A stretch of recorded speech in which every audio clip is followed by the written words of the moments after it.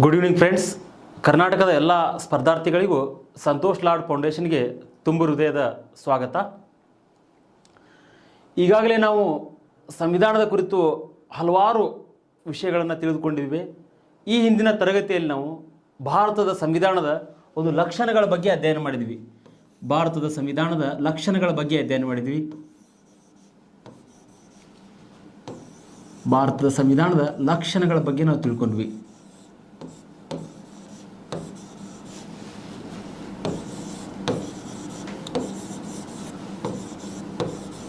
ಅಂದರೆ ಇಲ್ಲಿ ಏನಾಗುತ್ತೆ, ಒಂದು ತರಗತಿಯನ್ನು ಕೇವಲ ಸಂವಿಧಾನದ ಲಕ್ಷಣಕ್ಕಾಗಿಯೇ ಯಾಕೆ ಮೀಸಲಿಟ್ಟಿವೆ ಅಂತ ಹೇಳಿದರೆ, ಒಂದು ತರಗತಿಯಲ್ಲಿ ಕೇವಲ ಸಂವಿಧಾನದ ಲಕ್ಷಣಗಳನ್ನು ಮಾತ್ರ ಹೇಳಿಕೊಟ್ಟೆ ಇಲ್ಲಿ ನಿಮಗೆ ನಾನು. ಯಾಕಂತೇಳಿದರೆ ಡಿಯರ್ ಸ್ಟೂಡೆಂಟ್ಸು, ಈ ಭಾರತದ ಸಂವಿಧಾನದ ಲಕ್ಷಣಗಳ ಬಗ್ಗೆ UPSC ಮೇನ್ಸ್ನಲ್ಲಿ ಪ್ರಶ್ನೆ ಕೇಳ್ತಾರೆ, KS ಮೇನ್ಸ್ನಲ್ಲಿ ಪ್ರಶ್ನೆ ಕೇಳ್ತಾರೆ. ನೇರವಾಗಿ ನಿಮಗೆ ಸಂವಿಧಾನದ ಲಕ್ಷಣಗಳೇನು ಅಂತೇಳಿ ಪ್ರಶ್ನೆಗಳನ್ನು ಕೇಳೋದಿಲ್ಲ. ನೇರವಾಗಿ ನಿಮಗೆ ಸಂವಿಧಾನದ ಲಕ್ಷಣಗಳನ್ನು ಬರೆಯಿರಿ ಅಂತೇಳಿ ಪ್ರಶ್ನೆ ಕೇಳೋದಿಲ್ಲ. ಇಲ್ಲಿ ಯಾವ ರೀತಿ ಪ್ರಶ್ನೆ ಬರ್ಬೋದು ಮೇನ್ಸ್ನಲ್ಲಿ, ವಿಶ್ವದ ಇತರೆ ದೇಶಗಳ ಒಂದು ಸಂವಿಧಾನಕ್ಕೆ ಹೋಲಿಕೆ ಮಾಡಿದರೆ ಭಾರತದ ಸಂವಿಧಾನ ಹೇಗೆ ಭಿನ್ನತೆಯಿಂದ ಕೂಡಿದೆ, ಹೇಗೆ ಭಿನ್ನವಾಗಿದೆ ಅಂತೇಳಿ ಪ್ರಶ್ನೆ ಕೇಳ್ತಾರೆ.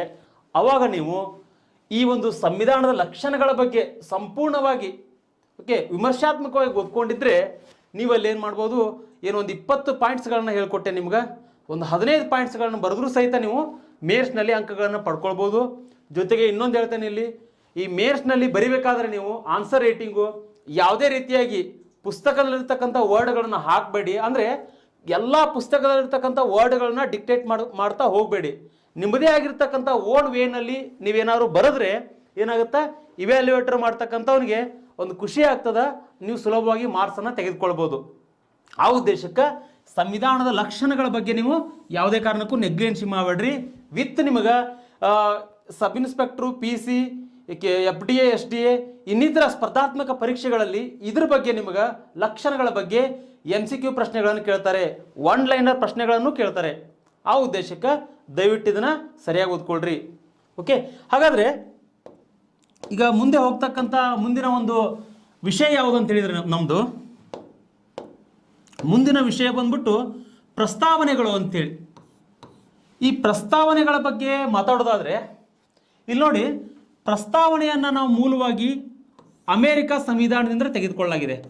ಅಮೇರಿಕಾ ಪ್ರಸ್ತಾವನೆಯನ್ನು ಯಾವ ಒಂದು ಸಂವಿಧಾನದಿಂದ ಎರವಲಾಗಿ ತೆಗೆದುಕೊಂಡಿದ್ದೇವೆ ನಾವು, ಅಮೇರಿಕಾ ಸಂವಿಧಾನದಿಂದ ಪ್ರಸ್ತಾವನೆಯನ್ನು ತೆಗೆದುಕೊಳ್ಳಲಾಗಿದೆ. ಹಾಗಾದರೆ ಪ್ರಸ್ತಾವನೆ ಸಂವಿಧಾನದ ಮೂಲ ತತ್ವ ಮತ್ತು ಧ್ಯೇಯೋದ್ದೇಶಗಳ ಬಗ್ಗೆ ಹೇಳ್ತದ. ಧ್ಯೇಯೋದ್ದೇಶಗಳ ಬಗ್ಗೆ ನಮಗೆ ತಿಳಿಸಿಕೊಡ್ತದ ಪ್ರಸ್ತಾವನೆ. ಹಾಗಾದರೆ ಇನ್ನೂ ಒಂದು ಪಾಯಿಂಟ್ ಏನಂದರೆ, ಪ್ರಸ್ತಾವನೆ ಅನ್ನುವಂಥದ್ದು ಭಾರತದ ಸಂವಿಧಾನದ ಒಂದು ಆತ್ಮ, ಕೈಗನ್ನಡಿ ಅಂತೇಳಿ ನಾವು ಹೇಳ್ತೀವಿ. ಆತ್ಮ ಮತ್ತು ಕೈಗನ್ನಡಿ ಯಾವುದ್ರಿ? ಪ್ರಸ್ತಾವನೆ. ಇಷ್ಟು ಅಂಶಗಳು ಇಂಪಾರ್ಟೆಂಟ್ ಇಲ್ಲಿ. ಪ್ರಸ್ತಾವನೆಯನ್ನು ನಾವು ಮೊದಲನೇದಾಗೇನು ಅಮೇರಿಕಾ ಸಂವಿಧಾನದಿಂದ ನಾವು ತೆಗೆದುಕೊಂಡಿದ್ದೇವೆ ಪ್ರಸ್ತಾವನೆಯನ್ನು. ಓಕೆ, ಹಾಗಾದರೆ ಇಲ್ಲಿ ಪ್ರಸ್ತಾವನೆಯ ಒಂದು ಉದ್ದೇಶ ಏನಂದರೆ, ಆ ಸಂವಿಧಾನದ ಭಾರತದ ಸಂವಿಧಾನದಲ್ಲಿರ್ತಕ್ಕಂಥ ಒಂದು ಮೂಲ ತತ್ವ ಜೊತೆಗೆ ಸಂವಿಧಾನಕ್ಕೆ ಒಂದು ಮಿರರ್ ಇದ್ದಂಗೆ ಇದು ಪ್ರಸ್ತಾವನೆ. ಸಂವಿಧಾನಕ್ಕೆ ಒಂದು ಮಿರರ್ ಇದ್ದಂಗೆ. ಯಾಕಂತೇಳಿದರೆ ಎಷ್ಟೋ ಸಂವಿಧಾನಕ್ಕೆ ಒಂದು ಮೌಲ್ಯ ಹೆಚ್ಚಾಗಲಿಕ್ಕೆ ಕಾರಣ ಏನಂತ ಹೇಳಿದರೆ ಈ ಪ್ರಸ್ತಾವನೆ. ಆ ಉದ್ದೇಶಕ್ಕೋಸ್ಕರ ಪ್ರಸ್ತಾವನೆಯನ್ನು ಸಂವಿಧಾನದ ಆತ್ಮ ಮತ್ತು ಕೈಗನ್ನಡಿ ಅಂತೇಳಿ ಕರೆಯಲಾಗಿದೆ. ಹಾಗಾದರೆ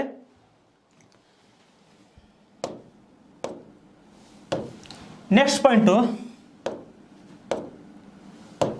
ಇಲ್ಲಿ ನೋಡಿ, ಇನ್ನೊಂದು ಪಾಯಿಂಟ್ ಏನಂದರೆ, ಇಲ್ಲಿ ಈಗಾಗಲೇ ನೀವು ತಿಳ್ಕೊಂಡ್ವಿ,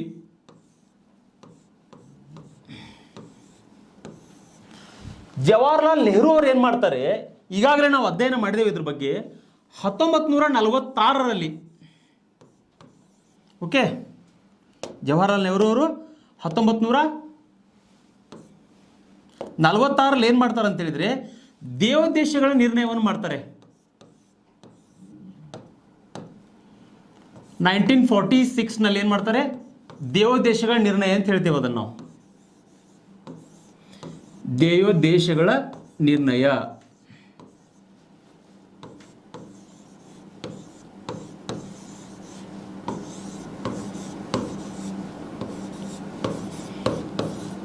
ಯಾಕೆ ಇದನ್ನು ಹೇಳ್ತಾ ಇದ್ದಾನೆ ಅಂತ ಹೇಳಿದ್ರೆ 1946ನಲ್ಲಿ ಭಾರತದ ಸಂವಿಧಾನ ರಚನೆ ಮಾಡುವಂಥ ಸಂದರ್ಭದಲ್ಲಿ ನೆಹರು ಅವರು ಅಬ್ಜೆಕ್ಟಿವ್ ರೆಸಲ್ಯೂಷನ್ ಅನ್ನು ಮಂಡಿಸ್ತಾರೆ. ಓಕೆ, ಈ ಅಬ್ಜೆಕ್ಟಿವ್ ರೆಸಲ್ಯೂಷನ್ನಲ್ಲಿ ಸಂವಿಧಾನ ರಚನಾ ಮಾಡೋ ಸಂದರ್ಭದಲ್ಲಿ ಅಂದರೆ ಇದನ್ನು ಯಾವಾಗ ಮಂಡಿಸ್ತಾರೆ ಅಂತ ಹೇಳಿದರೆ, ನೆಹರು ಅವರು ಸಂವಿಧಾನದ 2ನೇ ಅಧಿವೇಶನ ನಡೀತದಲ್ರಿ, ಭಾರತದ ಸಂವಿಧಾನದ 2ನೇ ಅಧಿವೇಶನದಲ್ಲಿ ಇದನ್ನು ಮಂಡಿಸ್ತಾರೆ. 2ನೇ ಅಧಿವೇಶನದಲ್ಲಿ ಪ್ರಸ್ತಾವನೆಯನ್ನು ಮಂಡಿಸ್ತಾರೆ. ಓಕೆ, ಹಾಗಾದರೆ 2ನೇ ಅಧಿವೇಶನ ನಡೆದಿರ್ತಕ್ಕಂಥ ಏರು ಹೇಳ್ತೇನೆ ನಿಮಗೆ 1946 ಡಿಸೆಂಬರ್ 11. ನೆನಪಿಟ್ಟುಕೊಳ್ರಿ, ಯಾಕಂದರೆ ವೆರಿ ಇಂಪಾರ್ಟೆಂಟ್. 1ನೇ ಅಧಿವೇಶನ ಬಂದ್ಬಿಟ್ಟು 1946 ಡಿಸೆಂಬರ್ 9. 2ನೇ ಅಧಿವೇಶನ ಬಂದ್ಬಿಟ್ಟು ಸಂವಿಧಾನ ರಚನಾ ಸಭೆಯ 2ನೇ ಅಧಿವೇಶನ ಬಂದ್ಬಿಟ್ಟು 1946 ಡಿಸೆಂಬರ್ 11. ಇಲ್ಲಿ ಧ್ಯೇಯಗಳ ನಿರ್ಣಯವನ್ನು ಮಂಡಿಸ್ತಾರೆ. ಹಾಗಾದರೆ ಈ ಒಂದು ಧ್ಯೇಯಗಳ ನಿರ್ಣಯದಲ್ಲಿ ಜವಾಹರ್ಲಾಲ್ ನೆಹರು ಅವರು ಏನು ಹೇಳ್ತಾರೆ ಅಂತ ಹೇಳಿದರೆ, ನ್ಯಾಯ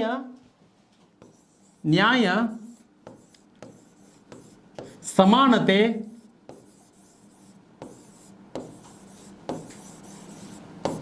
ಸಾರ್ವಭೌಮ, ಓಕೆ, ನ್ಯಾಯ ಸಮಾನತೆ ಸಾರ್ವಭೌಮ ಈ ಅಂಶಗಳನ್ನು ಅವಾಗಲೇ ಏನು ಮಾಡ್ತಾರೆ, ದೇವೋದ್ದೇಶಗಳ ನಿರ್ಣಯವನ್ನು ಮಂಡಿಸಬೇಕಾದ್ರೆ ಈ ಅಂಶಗಳನ್ನು ಅಳವಡಿಸ್ಕೊಂಡಿರ್ತಾರೆ ನೆಹರು ಅವರು. ಹಾಗಾದರೆ ನಮ್ಮ ಸಂವಿಧಾನ ರಚನಾಕಾರರಿಗೆ ಅನಿಸ್ತದ, ನಾವು ಕೂಡ ಏನು ಮಾಡೋಣ, ಈ ಪ್ರಸ್ತಾವನೆಯನ್ನು ರಚನೆ ಮಾಡುವಂಥ ಸಂದರ್ಭದಲ್ಲಿ ಈ ಅಂಶಗಳು ಅತಿ ಹೆಚ್ಚು ಮೌಲ್ಯಗಳನ್ನು ಒಳಗೊಂಡಿರ್ತವೆ, ಈ ಅಂಶಗಳನ್ನು ಅಳವಡಿಸ್ಕೊಳ್ಬೋದು ಅಂಥೇಳಿ ನಮ್ಮ ಪ್ರಸ್ತಾವನೆಯಲ್ಲಿ ಸಹಿತ ಈ ಒಂದು ದೇವೋದ್ದೇಶಗಳ ನಿರ್ಣಯದಲ್ಲಿರ್ತಕ್ಕಂತಹ ಅಂಶಗಳನ್ನು ನಾವು ಸೇರಿಸಿದ್ದೇವೆ. ಓಕೆ, ಹಾಗಾದ್ರೆ ನೆಕ್ಸ್ಟ್ ಈಗ ಇನ್ನೊಂದು ಪಾಯಿಂಟ್ ಏನಂದ್ರೆ ಇಲ್ಲಿ ನೋಡಿ ಒಂದು ನಿಮಗೆ ಪ್ರಶ್ನೆ ಕೇಳ್ತೇನೆ ನಿಮಗೆ ನಾನು, ಏನಂತೇಳಿದರೆ, ಸರ್ ಪ್ರಸ್ತಾವನೆಯನ್ನು ತಿದ್ದುಪಡಿ ಮಾಡಲಾಗಿದೆಯಾ ಅಂತೇಳಿ ಪ್ರಶ್ನೆ ಕೇಳಿದರೆ, ಹೌದು, ಪ್ರಸ್ತಾವನೆಯನ್ನು ಪ್ರಿಯಾಂಬಲನ್ನು ತಿದ್ದುಪಡಿ ಮಾಡಲಾಗಿದೆ. ಯಾವಾಗ ಅಂತೇಳಿದರೆ ಇಲ್ಲಿ ನೋಡಿ 1976ನಲ್ಲಿ ಏನಾಗುತ್ತೆ, ಓಕೆ, ಸಂವಿಧಾನಕ್ಕೆ 42ನೇ ತಿದ್ದುಪಡಿಯನ್ನು ಮಾಡೋದ್ರ ಮೂಲಕವಾಗಿ ಇಲ್ಲಿ ಏನಾಗುತ್ತೆ ಅಂತೇಳಿದರೆ 1976ರಲ್ಲಿ ಸಂವಿಧಾನಕ್ಕೆ 42ನೇ ತಿದ್ದುಪಡಿ ಮಾಡೋದ್ರ ಮೂಲಕವಾಗಿ ಇಲ್ಲಿ ಸಮಾಜವಾದ,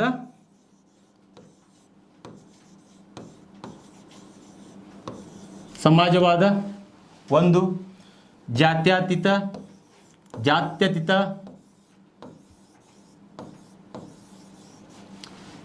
ಸಮಗ್ರತೆ ಅನ್ನುವಂತಹ ಅಂಶಗಳನ್ನು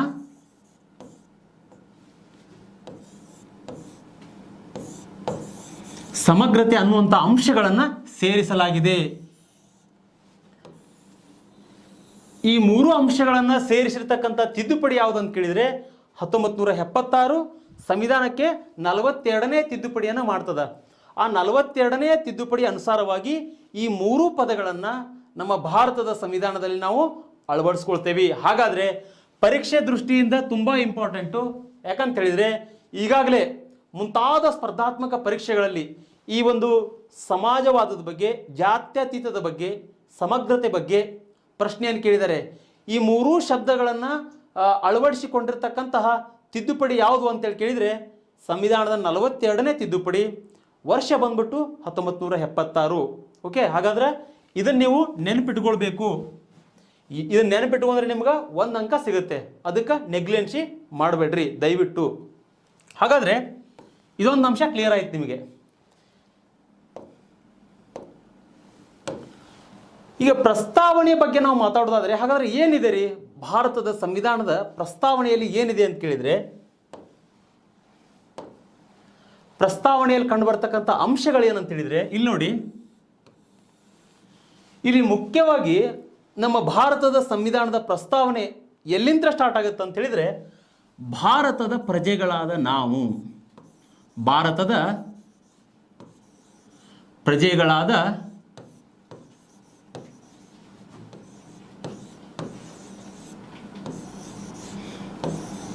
we the people of India. Okay, ಭಾರತದ ಪ್ರಜೆಗಳಾದ ನಾವು, ಇಲ್ಲಿಂದ ಪ್ರಸ್ತಾವನೆ ನಮ್ಮದು ಸ್ಟಾರ್ಟ್ ಆಗುತ್ತೆ. ಭಾರತವನ್ನ ಸಾರ್ವಭೌಮ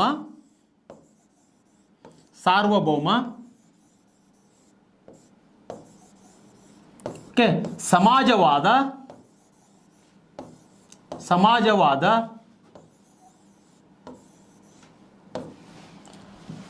ಸಾರ್ವಭೌಮ ಸಮಾಜವಾದ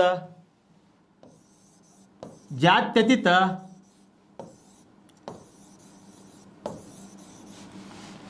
ಪ್ರಜಾಸತ್ತಾತ್ಮಕ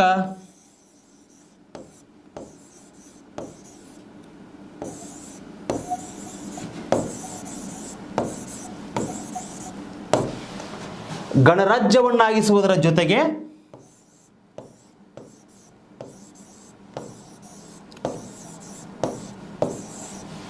ಇಲ್ಲಿ ಭಾರತದ ಪ್ರಜೆಗಳಾದ ನಾವು ಭಾರತವನ್ನ ಸಾರ್ವಭೌಮ ಸಮಾಜವಾದ ಜಾತ್ಯತೀತ ಪ್ರಜಾಸತ್ತಾತ್ಮಕ ಗಣರಾಜ್ಯವನ್ನಾಗಿಸುವುದರ ಜೊತೆಗೆ ಈ ಭಾರತದಲ್ಲಿರ್ತಕ್ಕಂಥ ಎಲ್ಲ ಸಮರ್ಥ ನಾಗರಿಕರಿಗೂ ಸಹಿತ ಏನಂತೇಳಿದರೆ ನ್ಯಾಯ, ಸ್ವಾತಂತ್ರ್ಯ,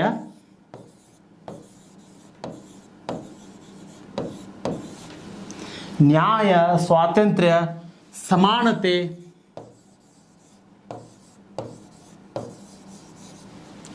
ಭ್ರಾತೃತ್ವ,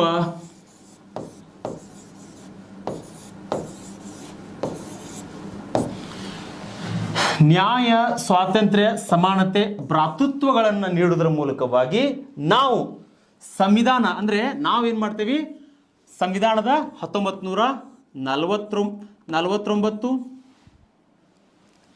ಭಾರತದ ಸಂವಿಧಾನದಲ್ಲಿ ನಾವು ಅಂಗೀಕರಿಸಲ್ಪಟ್ಟಿರ್ತಕ್ಕಂಥ ದಿನಾಂಕ 26. ಇವತ್ತು ನಾವೇನು ಮಾಡ್ತಾ ಇದ್ದೀವಿ ಅಂತೇಳಿದರೆ ಸಂವಿಧಾನವನ್ನು ನಮಗೆ ನಾವೇ ಅರ್ಪಿಸಿಕೊಳ್ತಾ ಇದ್ದೀವಿ. ಓಕೆ, ಹೀಗಾಗಿ ಈ ಪ್ರಸ್ತಾವನೆಯಲ್ಲಿ ಅಡಕವಾಗಿರ್ತಕ್ಕಂಥ ಅಂಶಗಳೇನದಾವಲ್ಲ ತುಂಬ ಇಂಪಾರ್ಟೆಂಟು. ಪರೀಕ್ಷೆಯಲ್ಲಿ ನಿಮಗೆ ಏನು ಕೇಳ್ತಾರೆ, ಪ್ರಸ್ತಾವನೆಯ ಅಡಕವಾಗಿರ್ತಕ್ಕಂಥ ಅಂಶಗಳ ಬಗ್ಗೆ ನಿಮಗೆ ಕೆಲವು ಸಲ ಪ್ರಶ್ನೆಗಳನ್ನು ಕೇಳ್ತಾರೆ. ಯಾವ ರೀತಿಯಾಗಿ ಭಾರತದ ಸಂವಿಧಾನದಲ್ಲಿ ಇರ್ತಕ್ಕಂಥ ಪ್ರಸ್ತಾವನೆಯಲ್ಲಿ ಇರ್ತಕ್ಕಂತಹ ಅಡಕವಾಗಿರ್ತಕ್ಕಂತಹ ಅಂಶಗಳು ಯಾವುವು ಅಂತ ಹೇಳಿ ಕೊಡ್ತಾರೆ. ಅಂದರೆ ಒನ್ ಲೈನರ್ನಲ್ಲಿ ಕೆಳಗಡೆ ನಿಮಗೆ ಒಂದು ಆಪ್ಷನ್ಸ್ನಲ್ಲಿ ಬೇರೆ ಕೊಟ್ಟಿರ್ತಾರೆ, ಇನ್ನೊಂದು ಆಪ್ಷನ್ಸ್ನಲ್ಲಿ ಬೇರೆ ಕೊಟ್ಟಿರ್ತಾರೆ. ನೀವು ಸರಿಯಾಗಿ ಓದಿದ್ರೆ ಈ ಪ್ರಸ್ತಾವನೆಗಳ ಬಗ್ಗೆ ನೀವೇನು ಮಾಡ್ಬೋದು, ಅಲ್ಲಿ ನೀವು ಸರಿಯಾಗಿ ಅಂಕಗಳನ್ನು ಗಳಿಸ್ಬೋದು. ಆ ಉದ್ದೇಶಕ್ಕೋಸ್ಕರ ಇದನ್ನೊಂಚೂರು ಗಮನ ಕೊಡಬೇಕು ನೀವು. ಹಾಗಾದರೆ ಇನ್ನು ಈ ಪ್ರಸ್ತಾವನೆ ಬಗ್ಗೆ ನಾವು ತಿಳ್ಕೊಂಡ್ವಿ.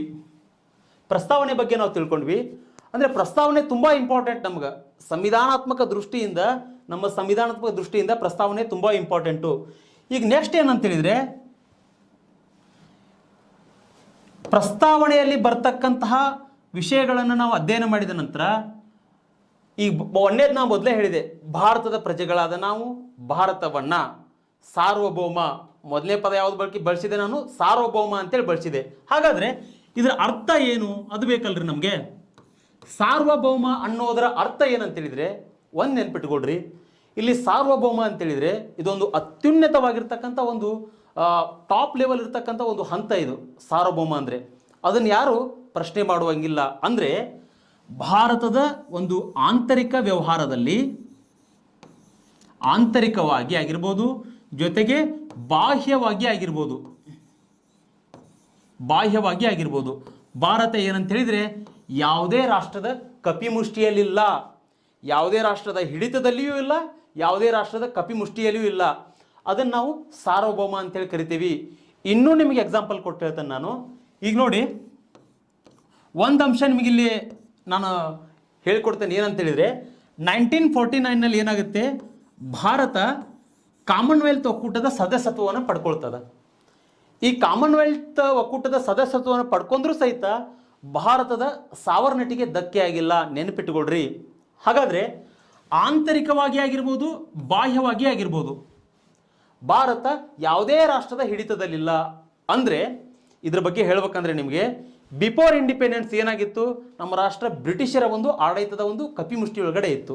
ಹೀಗಾಗಿ ಓನ್ ಆಗಿ ನಮಗೆ ನಮ್ಮದೇ ಆಗಿರ್ತಕ್ಕಂತಹ ನಿರ್ಧಾರಗಳನ್ನು ತೆಗೆದುಕೊಳ್ತಕ್ಕಂತಹ ಪವರ್ ಇರಲಿಲ್ಲ. ಆದರೆ ಸ್ವತಂತ್ರ ನಂತರ ಏನಾಯಿತು, ನಮ್ಮ ಸಂವಿಧಾನ ರಚನಾಕಾರರು ಸಂವಿಧಾನವನ್ನು ರಚನೆ ಮಾಡಿದರು. ಆ ಮೂಲಕವಾಗಿ ಭಾರತ ಏನಾಯ್ತು ಅಂತ ಹೇಳಿದ್ರಲ್ಲಿ ಸಾರ್ವಭೌಮ ರಾಷ್ಟ್ರ ಆಗ್ತದೆ. ಫಾರ್ ಎಕ್ಸಾಂಪಲ್ ಈಗ ನೋಡಿ, ಇಲ್ಲಿ ಯು ಎಸ್ ಎ ಇದೆ, ಓಕೆ, ಇನ್ನೊಂದು ರಷ್ಯಾ ಇದೆ. ಆ್ಯಕ್ಚುಲಿ ಇವೆರಡೂ ಇವೆರಡೂ ರಾಷ್ಟ್ರಗಳೇನದಾವಲ್ಲ ಪರಸ್ಪರ ವೈರಿ ರಾಷ್ಟ್ರಗಳಿವು. ಒಂದನ್ನು ಕಂಡ್ರೆ ಇನ್ನೊಬ್ಬಕ್ಕಾಗೋಲ್ಲ, ಇನ್ನೊಬ್ರು ಕಂಡ್ರೆ ಇನ್ನೊಬ್ರಿಗಾಗೋದಿಲ್ಲ. ಈ ರೀತಿ ಇದ್ದಾಗ ಇಲ್ಲಿ ಏನಾಗುತ್ತೆ ಅಂತ ಹೇಳಿದರೆ ಇಂಡಿಯಾ. ಹಾಗಾದರೆ ಇಲ್ಲಿ ಭಾರತದ ಒಂದು ನೀತಿ ಏನದ, ನಮ್ಮದು ಅಲಿಪ್ತ ನೀತಿಯದ ಜೊತೆಗೆ ನಮ್ಮದೇ ಆಗಿರ್ತಕ್ಕಂತಹ ಒಂದು ವಿದೇಶಾಂಗ ನೀತಿಯನ್ನು ಭಾರತ ಅಳವಡಿಸ್ಕೊಂಡಿದೆ. ಹೀಗಾಗಿ ಇಲ್ಲೇನಾಗುತ್ತೆ, ಇಲ್ಲಿ ಭಾರತ ಅಮೇರಿಕಾದೊಂದಿಗೂ ತನ್ನ ಒಂದು ರಾಜತಾಂತ್ರಿಕ ಸಂಬಂಧವನ್ನು ಇಟ್ಕೊಳ್ಬೋದು, ರಷ್ಯಾದೊಂದಿಗೂ ರಾಜತಾಂತ್ರಿಕ ಸಂಬಂಧವನ್ನು ಇಟ್ಕೊಳ್ಬೋದು. ಹೌದಾ? ಇಲ್ಲಿ ಯು ಎಸ್ ಎ ಬಂದ್ಬಿಟ್ಟು ನೀವ್ಯಾಕೆ ಇಲ್ಲಿ ರಷ್ಯಾದೊಂದಿಗೆ ರಾಜತಾಂತ್ರಿಕ ಸಂಬಂಧವನ್ನು ಇಟ್ಕೊಂಡಿರಿ ಅಂತೇಳಿ ಕೇಳುವಂಗಿಲ್ಲ. ಓಕೆ, ಅದು ನಮ್ಮ ಇಷ್ಟ, ನಮ್ಮ ಆಂತರಿಕ ವಿಚಾರ, ನಮ್ಮ ಬಾಹ್ಯ ವಿಚಾರ. ಅದರಲ್ಲಿ ಯಾವುದೇ ಒಂದು ಡಾಮಿನೆಂಟ್ ಕಂಟ್ರಿಯೂ ಸಹಿತ ನಮ್ಮ ಒಂದು ವಿಷಯದಲ್ಲಿ ಹಸ್ತಕ್ಷೇಪವನ್ನು ಮಾಡುವಂಗಿಲ್ಲ. ಯಾಕಂತ ಹೇಳಿದ್ರೆ India as a sovereign country, ನೆನಪಿಟ್ಟುಕೊಳ್ರಿ. ಓಕೆ, ಇದಿಷ್ಟು ವಿಷಯ ನಿಮ್ಗೆ ಅರ್ಥ ಆಯ್ತು ಅಂತೇಳಿ ನಾನು ಭಾವಿಸಿದ್ದೇನೆ. ಹಾಗಾದರೆ ನೆಕ್ಸ್ಟ್ ಮುಂದೆ ಇನ್ನೂ ಒಂದು ವರ್ಡನ್ನು ಇಲ್ಲಿ ಉಚ್ಚಾರಣೆ ಮಾಡಿದೆ. ಏನಂತೇಳಿದರೆ ಸಮಾಜವಾದಿ ರಾಷ್ಟ್ರ. ಇಲ್ಲಿ ಭಾರತ ಏನು ಸಮಾಜವಾದಿ ರಾಷ್ಟ್ರ. ಒಂದು ನೆನಪಿಟ್ಟುಕೊಳ್ರಿ, ಇಲ್ಲಿ ಸಮಾಜವಾದದಲ್ಲಿ ನಾವೇನು ಮಾಡಿದ್ದೇವೆ ಅಂತೇಳಿದರೆ, ನಮ್ಮ ಸಂವಿಧಾನದ ಒಂದು ಪ್ರಸ್ತಾವನೆಯಲ್ಲಿ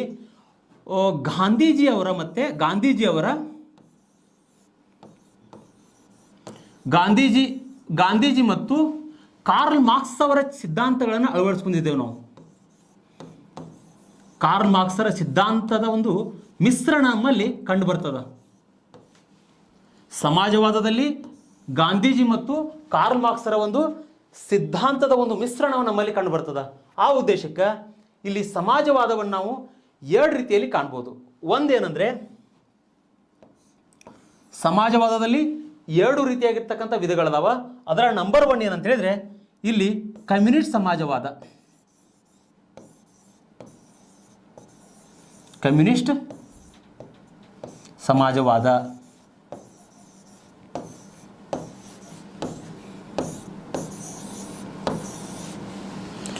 ಈ ಕಮ್ಯುನಿಸ್ಟ್ ಸಮಾಜವಾದ ಅಂದರೆ ಏನಿಲ್ಲ, ಇಲ್ಲಿ ಕಮ್ಯುನಿಸ್ಟ್ ಸಮಾಜವಾದ ಅಂದರೆ ಏನು ಅಂತ ಹೇಳಿದ್ರೆ, ಸರ್ಕಾರದ ಎಲ್ಲ ಜವಾಬ್ದಾರಿಗಳು ಸಹಿತ ಕಮ್ಯುನಿಸ್ಟ್ ಆಡಳಿತ ವ್ಯವಸ್ಥೆಯಲ್ಲೇ ನಡೀತದೆ. ಫಾರ್ ಎಕ್ಸಾಂಪಲ್ ಇವತ್ತು ಚೈನಾನ ಕಾಣ್ಬೋದು ನೀವು, ಚೈನಾ ರಾಷ್ಟ್ರ, ರಷ್ಯಾ ರಾಷ್ಟ್ರ, ಓಕೆ, ಆಮೇಲೆ ಚೈನಾ ರಾಷ್ಟ್ರ ಆಗಿರ್ಬೋದು, ರಷ್ಯಾ ಆಗಿರ್ಬೋದು, ಓಕೆ, ಸೌತ್ ಕೊರಿಯಾ ಆಗಿರ್ಬೋದು.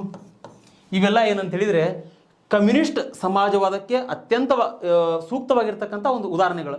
ಯಾಕಂತೇಳಿದರೆ ಈ ಕಮ್ಯುನಿಸ್ಟ್ ಸಮಾಜವಾದದಲ್ಲಿ ಏನಿರುತ್ತಂತೇಳಿದರೆ, ಒಬ್ಬ ವ್ಯಕ್ತಿ ಸರ್ಕಾರದ ವಿರುದ್ಧವಾಗಿ ಪ್ರತಿಭಟನೆ ಮಾಡಲಿಕ್ಕೆ ಆಗೋದಿಲ್ಲ. ಫಾರ್ ಎಕ್ಸಾಂಪಲ್ ಎಲ್ಲ ಆಸ್ತಿ ಸಂಪತ್ತುಗಳೆಲ್ಲ ಸಹಿತ ಈ ಒಂದು ಸರ್ಕಾರದ ಒಂದು ಕಪಿಮುಷ್ಟಿ ಒಳಗಡೆ ಇರ್ತದೆ. ಉದಾಹರಣೆ ನಿಮಗೆ ಕೊಡೋದಾದರೆ ಇಲ್ಲೇನಾಗುತ್ತೆ, ಒಬ್ಬ ರೈತನದು ಒಂದು ಯಾವುದೋ ಒಂದು ರಸ್ತೆ ಒಂದು ಮಾರ್ಗವನ್ನು ಮಾಡುವಂಥ ಸಂದರ್ಭದೊಳಗಡೆ ರೈತನ ಜಮೀನು ಮೇಲೆ ಏನಾದರೂ ಆ ರೈತನ ಜಮೀನು ನಮಗೆ ಬೇಕು ಅಂತೇಳಿ ಕೇಳ್ಕೊಂಡಾಗ ಅಲ್ಲಿ ಕಮ್ಯುನಿಸ್ಟ್ ವ್ಯವಸ್ಥೆ ಇದ್ದಾಗ ಅವನು ಕೊಡಲೇಬೇಕು. ಬಟ್ ಭಾರತದಲ್ಲಿ ಏನಾಗುತ್ತೆ, ಆ ರೈತ ಆ ರೀತಿ ಕೇಳಿದಾಗ ದಾವೆಯನ್ನು ಹೂಡ್ಬೋದು, ತನ್ನ ಹಕ್ಕನ್ನು ತೆಗೆದುಕೊಳ್ಬೋದು ಅವನು. ಈ ರೀತಿಯಾಗಿರ್ತಕ್ಕಂಥ ಸಿಸ್ಟಮನ್ನು ನಾವು ಕಮ್ಯುನಿಸ್ಟ್ ಸಮಾಜವಾದದಲ್ಲಿ ಕಾಣ್ತೀವಿ. ಓಕೆ, ಇದು ಎಲ್ಲಿ ಕಂಡು ಬರ್ತದೆ ಅಂತ ಹೇಳಿದ್ರೆ ಚೈನಾ ಮತ್ತು ರಷ್ಯಾ, ಸೌತ್ ಕೊರಿಯಾದಲ್ಲಿ ಈ ಕಮ್ಯುನಿಸ್ಟ್ ಸಮಾಜವಾದ ಕಂಡು ಬರ್ತದೆ ನಮಗೆ. ಹಾಗಾದರೆ ಇನ್ನೂ ಒಂದು ವಿಧ ಯಾವುದಂತ ಹೇಳಿದರೆ ಇಲ್ಲಿ ಸೆಕೆಂಡ್ ಒನ್ ಬಂದ್ಬಿಟ್ಟು ಪ್ರಜಾಸತ್ತಾತ್ಮಕ ಸಮಾಜವಾದ. ಪ್ರಜಾಸತ್ತಾತ್ಮಕ ಸಮಾಜವಾದ. ಓಕೆ,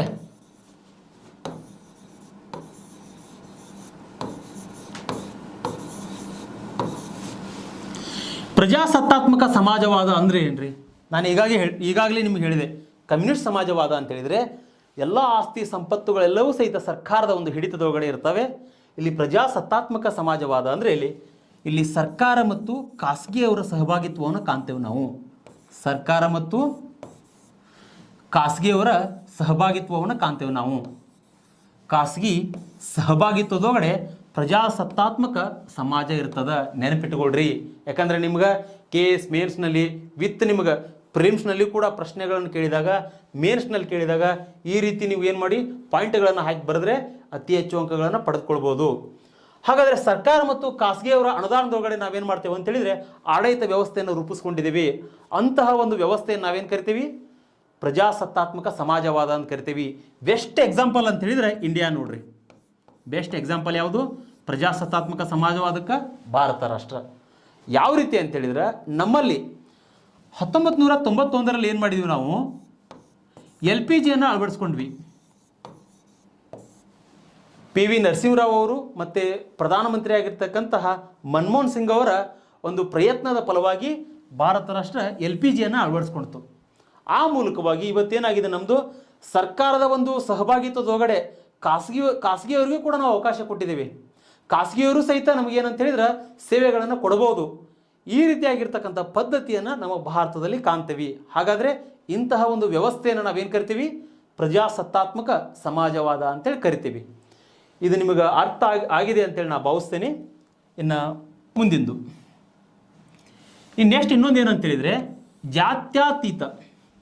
ಆ್ಯಕ್ಚುಲಿ ಈ ವರ್ಡ್ ಏನಿದೆಯಲ್ಲ ಇದನ್ನು ನಾವು ಸರಿಯಾಗಿ ಪ್ರೊನೌನ್ಸ್ ಮಾಡಿದರೆ ಜಾತ್ಯತೀತ ಅಂತೇಳಿ ಆಗ್ತದೆ. ಇದ್ರ ಬಗ್ಗೆ ಏನಂತ ಹೇಳಿದ್ರೆ ಸಾಮಾನ್ಯ ಕನ್ನಡದಲ್ಲಿ ಹಲವಾರು ಪರೀಕ್ಷೆಗಳಲ್ಲಿ ಇದ್ರ ಬಗ್ಗೆ ಪ್ರಶ್ನೆ ಕೇಳಿದ್ದಾರೆ. ಓಕೆ, ಜಾತ್ಯತೀತ ಅಲ್ಲದು ಜಾತ್ಯತೀತ, ನೆನ್ಪಿಟ್ಕೊಳ್ರಿ. ಓಕೆ, ಜಾತ್ಯತೀತ. ಹಾಗಾದರೆ ಜಾತ್ಯತೀತ ಅಂತಂದ್ರೆ ಏನು? ಜಾತ್ಯತೀತ ಅಂದರೆ ಏನ್ರಿ?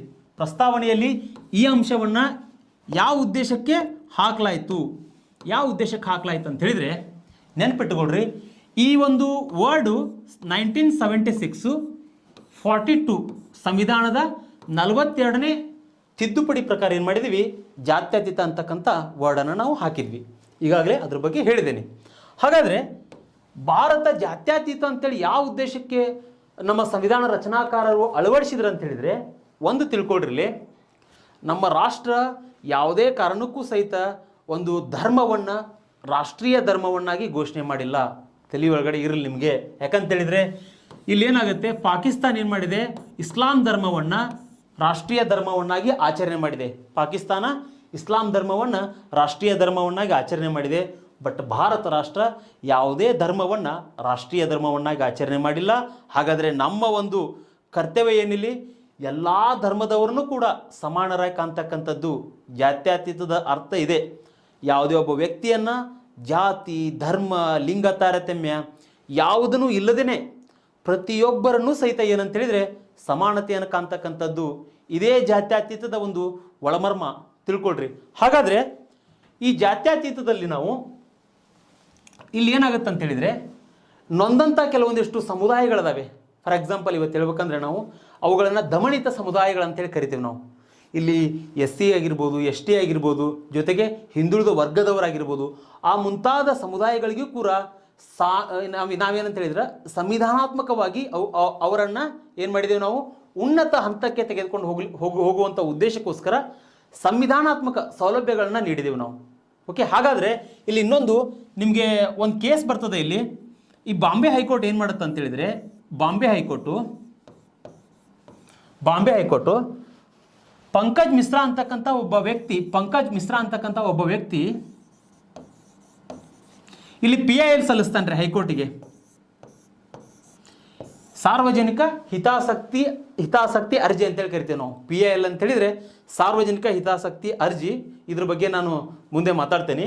ಹಾಗಾದರೆ ಇದನ್ನು ಯಾಕೆ ಹೇಳಿದೆ ನಾ ಈ ಒಂದು ಸಂದರ್ಭದಲ್ಲಿ ಅಂತ ಹೇಳಿದರೆ, ಇಲ್ಲಿ PIL ಸಲ್ಲಿಸಿದ ಏನಂತ ಹೇಳಿದರೆ ಯಾವುದೇ ಕಾರಣಕ್ಕೂ ನೀವು ದಲಿತ ಅನ್ನುವಂಥ ವರ್ಡನ್ನು ಯೂಸ್ ಮಾಡಬಾರ್ದು ಅಂಥೇಳಿ.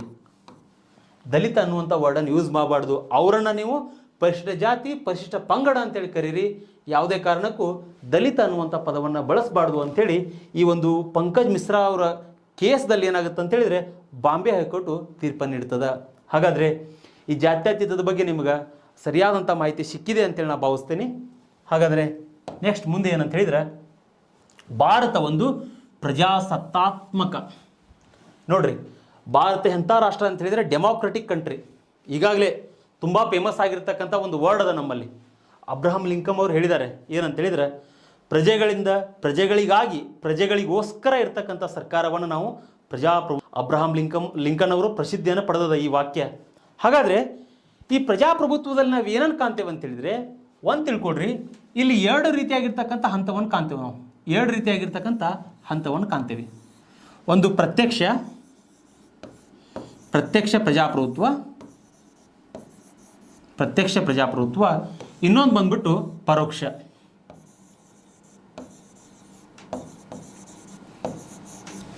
ಓಕೆ,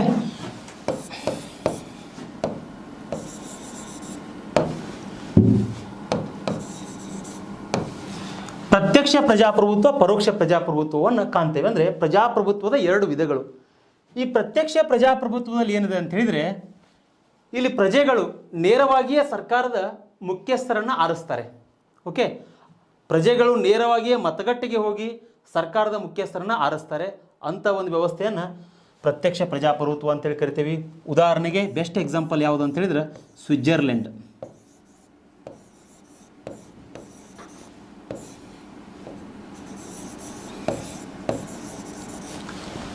ಸ್ವಿಟ್ಜರ್ಲೆಂಡ್ ಅತ್ಯುತ್ತಮ ಉದಾಹರಣೆ. ಹಾಗಾದರೆ ಇಲ್ಲಿ ಪರೋಕ್ಷ ಅಂತ ಹೇಳಿದರೆ, ಪರೋಕ್ಷ ಪ್ರಜಾಪ್ರಭುತ್ವದಲ್ಲಿ ಏನು ಕಾಣ್ತೀವಿ ಅಂತ ಹೇಳಿದರೆ, ಪ್ರಜೆಗಳು ಏನು ಮಾಡ್ತಾರೆ, ನೇರವಾಗಿ ಮತಗಟ್ಟೆಗೆ ಹೋಗಿ ಸರ್ಕಾರದ ಅಂದರೆ ಒಬ್ಬ ರಾಷ್ಟ್ರದ ಅತ್ಯುನ್ನತ ಹುದ್ದೆ, ಉದಾಹರಣೆಗೆ ರಾಷ್ಟ್ರಪತಿಯನ್ನು ಆರಿಸೋದಿಲ್ಲ. ಇಲ್ಲಿ ನಾವೇನು ಮಾಡ್ತೇವೆ ಅಂತ ಹೇಳಿದರೆ, ರಾಷ್ಟ್ರಪತಿಯನ್ನು ಆರಿಸುವಂಥ ಸಂದರ್ಭದಲ್ಲಿ ಇಂಡೈರೆಕ್ಟಾಗಿ ಆರಿಸ್ತೀವಿ. ಅಂದರೆ ಇಂಡೈರೆಕ್ಟಾಗಿ ಅಂತ ಹೇಳಿದರೆ, ಈ ಪ್ರಜೆಗಳು ಪ್ರಜಾಪ್ರತಿನಿಧಿಗಳನ್ನು ಆರಿಸ್ತಾರೆ. ಓಕೆ, ಆ ಪ್ರಜಾಪ್ರತಿನಿಧಿಗಳು ಏನು ಮಾಡಬೇಕು, ಈ ರಾಷ್ಟ್ರಪತಿಗಳ ಒಂದು ಚುನಾವಣೆಗಳಲ್ಲಿ ಭಾಗಿಯಾಗ್ತಾರೆ. ಈ ರೀತಿಯಾಗಿರ್ತಕ್ಕಂಥ ಪದ್ಧತಿಯನ್ನು ನಾವು ಪರೋಕ್ಷ ಪ್ರಜಾಪ್ರಭುತ್ವ ಅಂತೇಳಿ ಕರಿತೀವಿ. ಇದೇನಂತ ಹೇಳಿದ್ರೆ ಪ್ರಜಾಪ್ರಭುತ್ವದ ಒಂದು ಪ್ರಜಾಸತ್ತಾತ್ಮಕದಲ್ಲಿ ಬರ್ತಕ್ಕಂಥ ವಿಧಗಳಿವು. ಹಾಗಾದರೆ ಇದು ಅರ್ಥ ಆಗಿದೆ ಅಂತೇಳಿ ನಾನು ಭಾವಿಸ್ತೇನೆ. ಇನ್ನು ನೆಕ್ಸ್ಟು ಗಣರಾಜ್ಯ, ವೆರಿ ಇಂಪಾರ್ಟೆಂಟ್ ನೋಡ್ರಿ. ಭಾರತ ಒಂದು ಗಣರಾಜ್ಯವಾಗಿರ್ತಕ್ಕಂಥ ರಾಷ್ಟ್ರ. ಪ್ರಸ್ತಾವನೆಯಲ್ಲಿ ಬಳಸಿದ್ದಾರೆ ಪದಗಳನ್ನು, ಅದೇ ಪದಗಳನ್ನು ನಿಮಗೆ ಹೇಳ್ತಾ ಇರೋದು, ಅದೇ ಪದಗಳನ್ನು ನಿಮಗೆ ವಿಶ್ಲೇಷಣೆ ಮಾಡ್ತಾ ಇರೋದು. ಗಣರಾಜ್ಯ ಅನ್ನುವಂಥ ಪದವನ್ನು ಯಾಕೆ ಬಳಸಿದ್ರು ಅಂತ ಹೇಳಿದರೆ, ಇಲ್ಲಿ ನೋಡಿ ಎರಡು ರೀತಿಯಾಗಿರ್ತಕ್ಕಂಥ ಗಣರಾಜ್ಯವನ್ನು ಕಾಣ್ತೇವೆ ನಾವು. ಗಣರಾಜ್ಯದಲ್ಲಿ ಎರಡು ರೀತಿ ಒಂದು ವ್ಯವಸ್ಥೆಯನ್ನು ಕಾಣ್ತೇವೆ. ಒಂದು ಗಣರಾಜ್ಯ,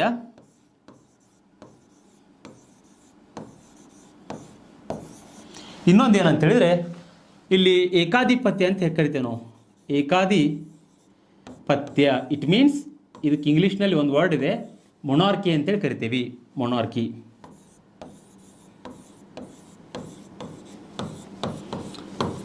ಏಕಾಧಿಪತ್ಯ ಮತ್ತು ಗಣರಾಜ್ಯ. ಇಲ್ಲಿ ಗಣರಾಜ್ಯದಲ್ಲಿ ಏನಿದೆ ಅಂತ ಹೇಳಿದರೆ, ಗಣರಾಜ್ಯಕ್ಕೆ ಬೆಸ್ಟ್ ಎಕ್ಸಾಂಪಲ್ ಏನಂತ ಹೇಳಿದರೆ ಭಾರತ. ಇಲ್ಲೇನಾಗುತ್ತೆ, ಸರ್ಕಾರದ ಮುಖ್ಯಸ್ಥರನ್ನು ಓಕೆ ಪರೋಕ್ಷವಾಗಿ ಚುನಾವಣೆ ಮಾಡೋದ್ರ ಮೂಲಕವಾಗಿ ರಾಷ್ಟ್ರದ ಮುಖ್ಯಸ್ಥರನ್ನು ನಾವೇನು ಮಾಡ್ತೇವೆ, ಇಲ್ಲಿ ಜನರೇ ನೇರವಾಗಿ ಚುನಾವಣೆಯನ್ನು ಮಾಡೋದು. ಜನರೇ ನೇರವಾಗಿ ಚುನಾವಣೆಯಲ್ಲಿ ಭಾಗಿಯಾಗೋದಿಲ್ಲ. ಜನರು ಏನು ಮಾಡ್ತಾರೆ ಅಂತ ಹೇಳಿದ್ರೆ, ಚುನಾಯಿತ ಪ್ರತಿನಿಧಿಗಳ ಮುಖಾಂತರ ಏನು ಮಾಡ್ತಾರೆ, ರಾಷ್ಟ್ರಪತಿಯನ್ನು ಆರಿಸ್ತಾರೆ. ಇಲ್ಲಿ ರಾಷ್ಟ್ರಪತಿಯನ್ನು ಆರಿಸ್ತಾರೆ, ಆಯ್ಕೆ ಮಾಡ್ತಾರೆ. ಈ ರೀತಿ ವ್ಯವಸ್ಥೆಯನ್ನು ನಾವು ಗಣರಾಜ್ಯ ಅಂತ ಹೇಳ್ತೀವಿ.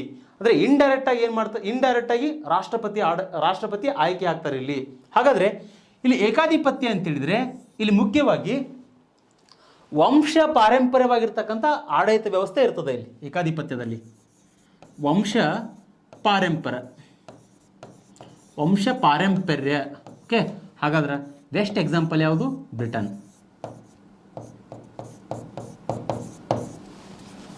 ಬೆಸ್ಟ್ ಎಕ್ಸಾಂಪಲ್ ಯಾವುದು ಅಂತ ಹೇಳಿದ್ರೆ, ಏಕಾಧಿಪತ್ಯಕ್ಕೆ ಬೆಸ್ಟ್ ಎಕ್ಸಾಂಪಲ್ ಯಾವುದು ಅಂತ ಹೇಳಿದ್ರೆ ಬ್ರಿಟನ್ ನಿಮಗೆ. ಓಕೆ, ಹಾಗಾದ್ರೆ ಎರಡು ಅಂಶಗಳನ್ನ ತಿಳ್ಕೊಂಡ್ರಿ. ಒಂದು ಗಣರಾಜ್ಯ ಅಂತ ಹೇಳಿದ್ರೆ ಇಲ್ಲಿ ಇಂಡೈರೆಕ್ಟ್ ಎಲೆಕ್ಷನ್ಸ್ ಮುಖಾಂತರ ರಾಷ್ಟ್ರದ ಮುಖ್ಯಸ್ಥರನ್ನು ಆಯ್ಕೆ ಮಾಡ್ತೇವೆ. ಇಲ್ಲಿ ಏಕಾಧಿಪತ್ಯ, ಅದಕ್ಕೆ ಇಂಗ್ಲೀಷ್ನಲ್ಲಿ ಮೊನಾರ್ಕಿ ಅಂತೇಳಿ ಕರೀತಾರೆ. ಅಂದರೆ ವಂಶ ಪಾರಂಪರ್ಯವಾಗಿರ್ತಕ್ಕಂತಹ ಒಂದು ಆಡಳಿತವನ್ನು ಕಾಣ್ತೇವೆ ನಾವು. ಅದಕ್ಕೆ ಬೆಸ್ಟ್ ಎಕ್ಸಾಂಪಲ್ ಯಾವುದು ಅಂತ ಹೇಳಿದ್ರೆ ಬ್ರಿಟನ್ ರಾಷ್ಟ್ರ. ಹಾಗಾದರೆ ಇನ್ನು ಮುಂದಿನ ಒಂದು ಟಾಪಿಕ್ ಯಾವುದು ಅಂತ ಹೇಳಿದರೆ, ನ್ಯಾಯ. ನ್ಯಾಯ ಅಂದರೆ ಏನ್ರಿ, ಇಲ್ಲಿ ಪ್ರತಿಯೊಬ್ಬ ವ್ಯಕ್ತಿ ಕೂಡ ಜಸ್ಟಿಸ್ ಸಿಗಬೇಕು. ನಮ್ಮ ಭಾರತದ ಸಂವಿಧಾನದಲ್ಲಿ ನ್ಯಾಯ ಅನ್ನುವಂಥ ಪದವನ್ನು ಯಾಕೆ ಅಳವಡಿಸಿದ್ದಾರೆ ಅಂತೇಳಿದರೆ ಅದ್ರ ಬಗ್ಗೆ ಮಾತಾಡ್ತೀನಿ. ಇಲ್ಲಿ ನೋಡಿ, ಒಂದೇನಂತೇಳಿದರೆ ಇಲ್ಲಿ 3 ರೀತಿಯಾಗಿರ್ತಕ್ಕಂತಹ ಒಂದು ನ್ಯಾಯದಲ್ಲಿ ಪರಿಕಲ್ಪನೆಗಳನ್ನು ಕಾಣ್ತೇವೆ ನಾವು. ಒಂದು ಸಾಮಾಜಿಕ ನ್ಯಾಯ, ಸಾಮಾಜಿಕ ನ್ಯಾಯ. ಓಕೆ, ಹಾಗಾದರೆ ಇನ್ನೊಂದು ಆರ್ಥಿಕ ನ್ಯಾಯ,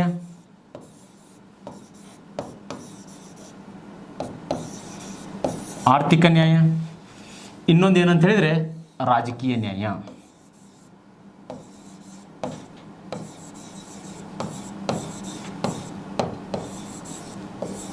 ಓಕೆ, 3 ರೀತಿಯಾಗಿರ್ತಕ್ಕಂಥ ಪರಿಕಲ್ಪನೆಗಳನ್ನು ಕಾಣ್ತೇವೆ ನಾವು ಜಸ್ಟಿಸ್ನಲ್ಲಿ.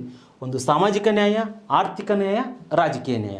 ಹಾಗಾದರೆ ಸಾಮಾಜಿಕ ನ್ಯಾಯ ಅಂತೇಳಿದರೆ, ಸೋಷಿಯಲ್ ಜಸ್ಟಿಸ್ ಅಂತೇಳಿದರೆ ಸಮಾಜದಲ್ಲಿರ್ತಕ್ಕಂಥ ಎಲ್ಲ ವ್ಯಕ್ತಿಗಳಿಗೂ ಸಹಿತ, ಅಂದರೆ ಎಲ್ಲ ಸಮುದಾಯಗಳನ್ನು ಯಾವುದೇ ರೀತಿ ಜಾತಿ, ಲಿಂಗ ತಾರತಮ್ಯ, ಧರ್ಮದ ಆಧಾರದ ಮೇಲೆ ಯಾರನ್ನು ಕೂಡ ನಾವು ಏನಂತೇಳಿದರೆ ಅವರನ್ನು ಗುರುತಿಸಬಾರ್ದು.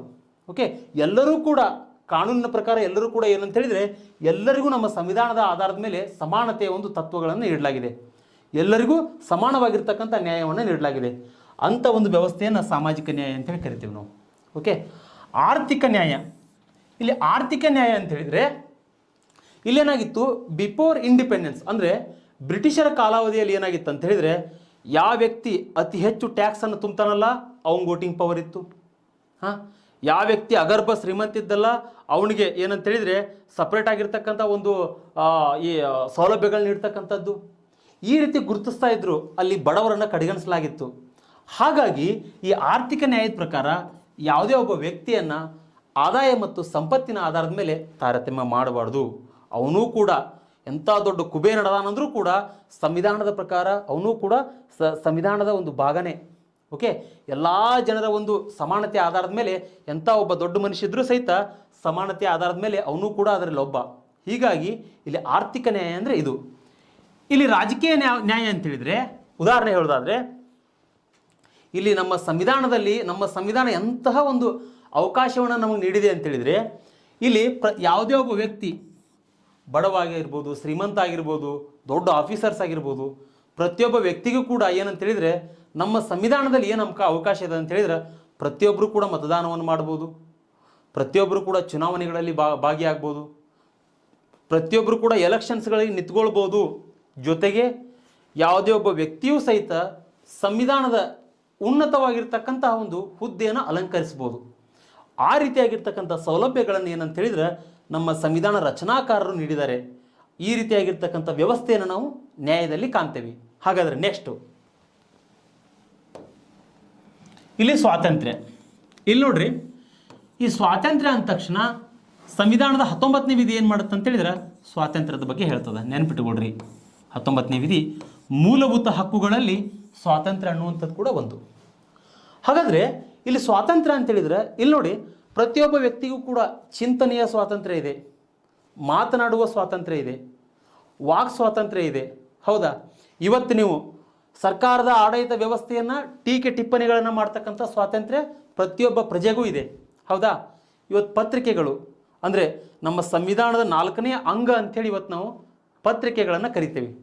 ಪತ್ರಿಕೆಗಳು ಸಹಿತ ಸರ್ಕಾರ ಮಾಡ್ತಕ್ಕಂತಹ ಕಾರ್ಯಗಳನ್ನು ಅವು ಸರಿಯಾಗಿದ್ದಾವೋ ಅಥವಾ ತಪ್ಪಿದಾವೋ ಅಂಥೇಳಿ ಹೊರಗಲ್ಲಿಗೆ ಹಚ್ಚಿ ಜನರಿಗೆ ಮುಟ್ಟಿಸ್ತಕ್ಕಂಥ ಒಂದು ಕಾರ್ಯವನ್ನು ಮಾಡ್ತವೆ. ಹಾಗಾದರೆ ಇಲ್ಲೇನಾಗುತ್ತೆ, ಸ್ವಾತಂತ್ರ್ಯ ವಿಷಯದಲ್ಲಿ ಪ್ರತಿಯೊಬ್ಬ ವ್ಯಕ್ತಿ ಕೂಡ ಸ್ವಾತಂತ್ರ್ಯವನ್ನು ಪಡ್ಕೊಂಡಿದ್ದಾನೆ.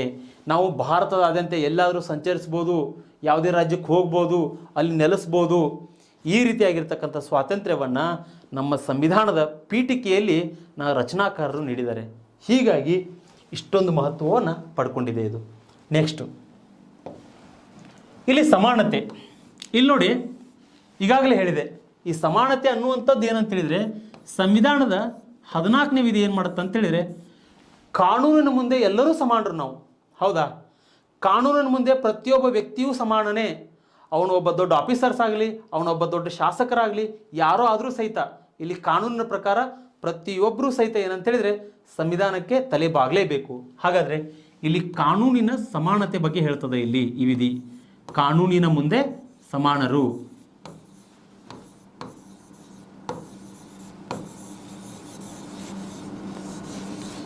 ಕಾನೂನಿನ ಮುಂದೆ ಸಮಾನರು. ಪ್ರತಿಯೊಬ್ಬ ವ್ಯಕ್ತಿಯೂ ಸಹಿತ ಇಲ್ಲಿ ಏನು ಕಾನೂನಿನ ಮುಂದೆ ಸಮಾನ. ಹಾಗಾದರೆ ಇಲ್ಲೊಂದು ಪ್ರಶ್ನೆ ಕೇಳ್ತೀನಿ.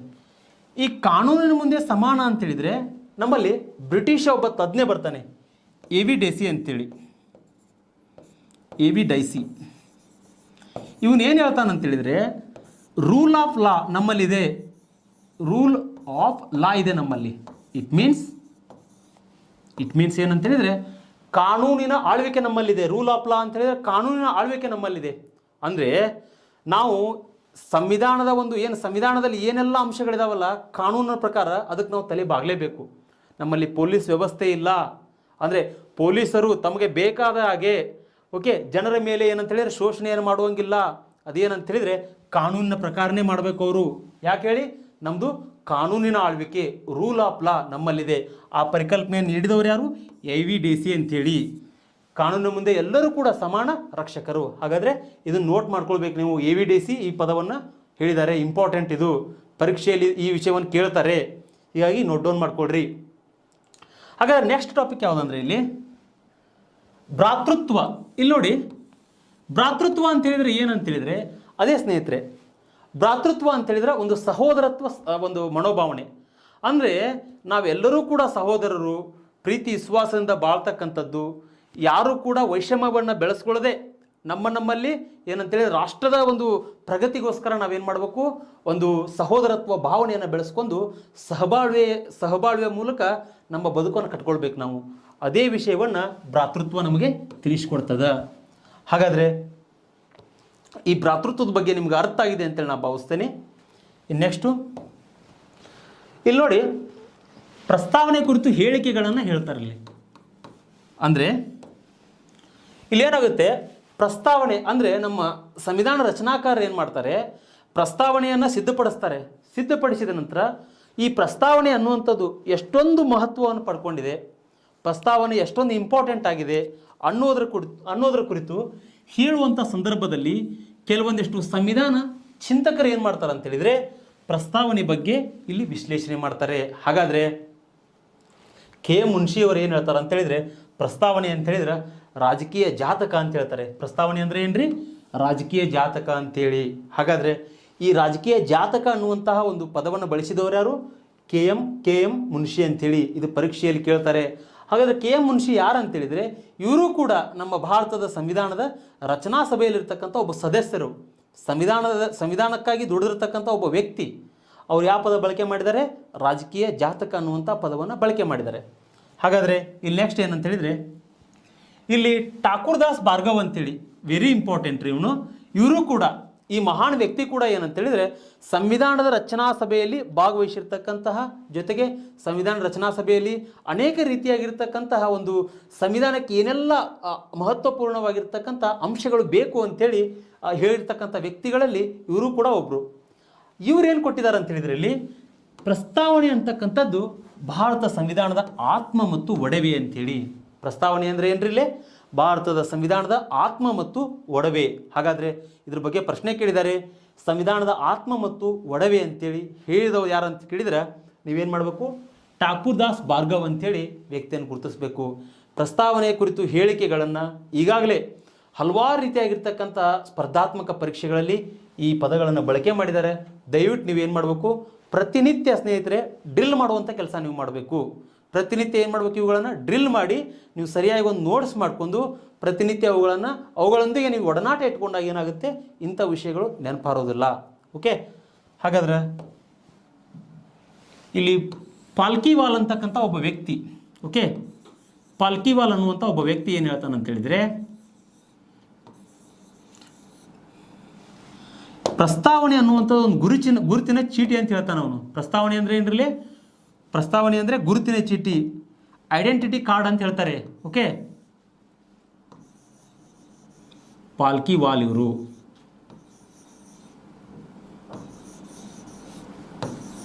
ಹಾಗಾದರೆ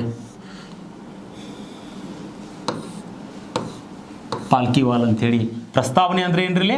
ಸಂವಿಧಾನದ ಒಂದು ಗುರುತಿನ ಚೀಟಿ ಅಂತೇಳಿ ಹೇಳ್ತಾರೆ. ಹಾಗಾದರೆ ಈ ಸಂವಿಧಾನದ ಗುರುತಿನ ಚೀಟಿ ಅಂತೇಳಿ ಹೇಳಿದವರು ಯಾರಲ್ಲೇ?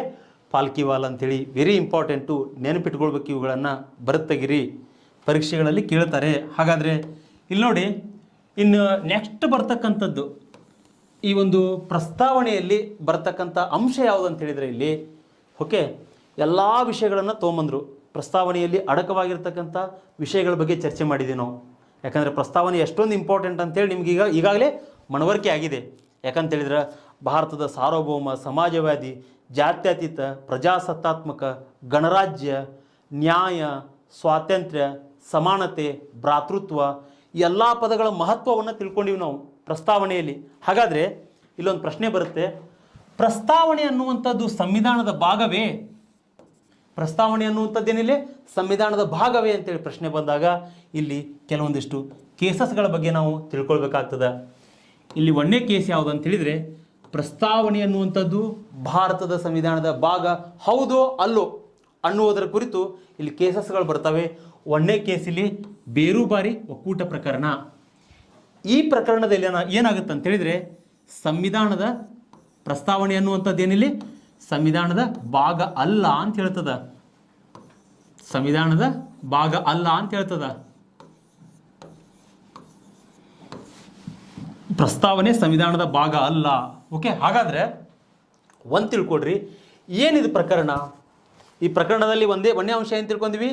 ಈ ಪ್ರಶ್ನೆ ಕೇಳ್ತಾರೆ ನಿಮ್ಗೆ, ಬೇರುಬಾರಿ ಒಕ್ಕೂಟ ಪ್ರಕರಣದಲ್ಲಿ ಪ್ರಸ್ತಾವನೆಯು ಸಂವಿಧಾನದ ಭಾಗವಾಗಿದೆಯೇ ಅಂತೇಳಿ ಪ್ರಶ್ನೆ ಕೇಳಿದ್ರೆ ನಿಮ್ಗೆ ನೀವೇನು ಮಾಡಬೇಕು? ಸಂವಿಧಾನದ ಭಾಗ ಅಲ್ಲ ಅಂತೇಳಿ ಹಾಕಬೇಕು. ಈ ಬೇರುಬಾರಿ ಕೇಸ್ ಏನಂತ ಹೇಳಿದರೆ, ಇಲ್ಲಿ ಏನಾಗುತ್ತೆ, ಬೇರುಬಾರಿ ಕೇಸ್ನಲ್ಲಿ ಮುಖ್ಯವಾಗಿ ಈ ಬೇರುಬಾರಿ ಅಂತಕ್ಕಂಥ ಒಂದು ಪ್ರದೇಶ ಏನಿರುತ್ತಲ್ರಿ, ಇದೊಂದು ಪ್ಲೇಸ್ ಇದು. ಓಕೆ, ಈ ಪ್ಲೇಸ್ ಬಗ್ಗೆ ನಾವು ಈಗಾಗಲೇ ಮಾತಾಡಿದ್ದೀವಿ. 1947ನಲ್ಲಿ ಏನಾಗುತ್ತೆ, ಮೌಂಟ್ ಬ್ಯಾಟನ್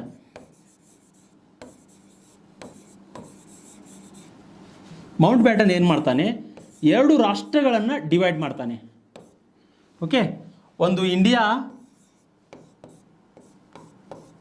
ಮತ್ತು ಪಾಕಿಸ್ತಾನ.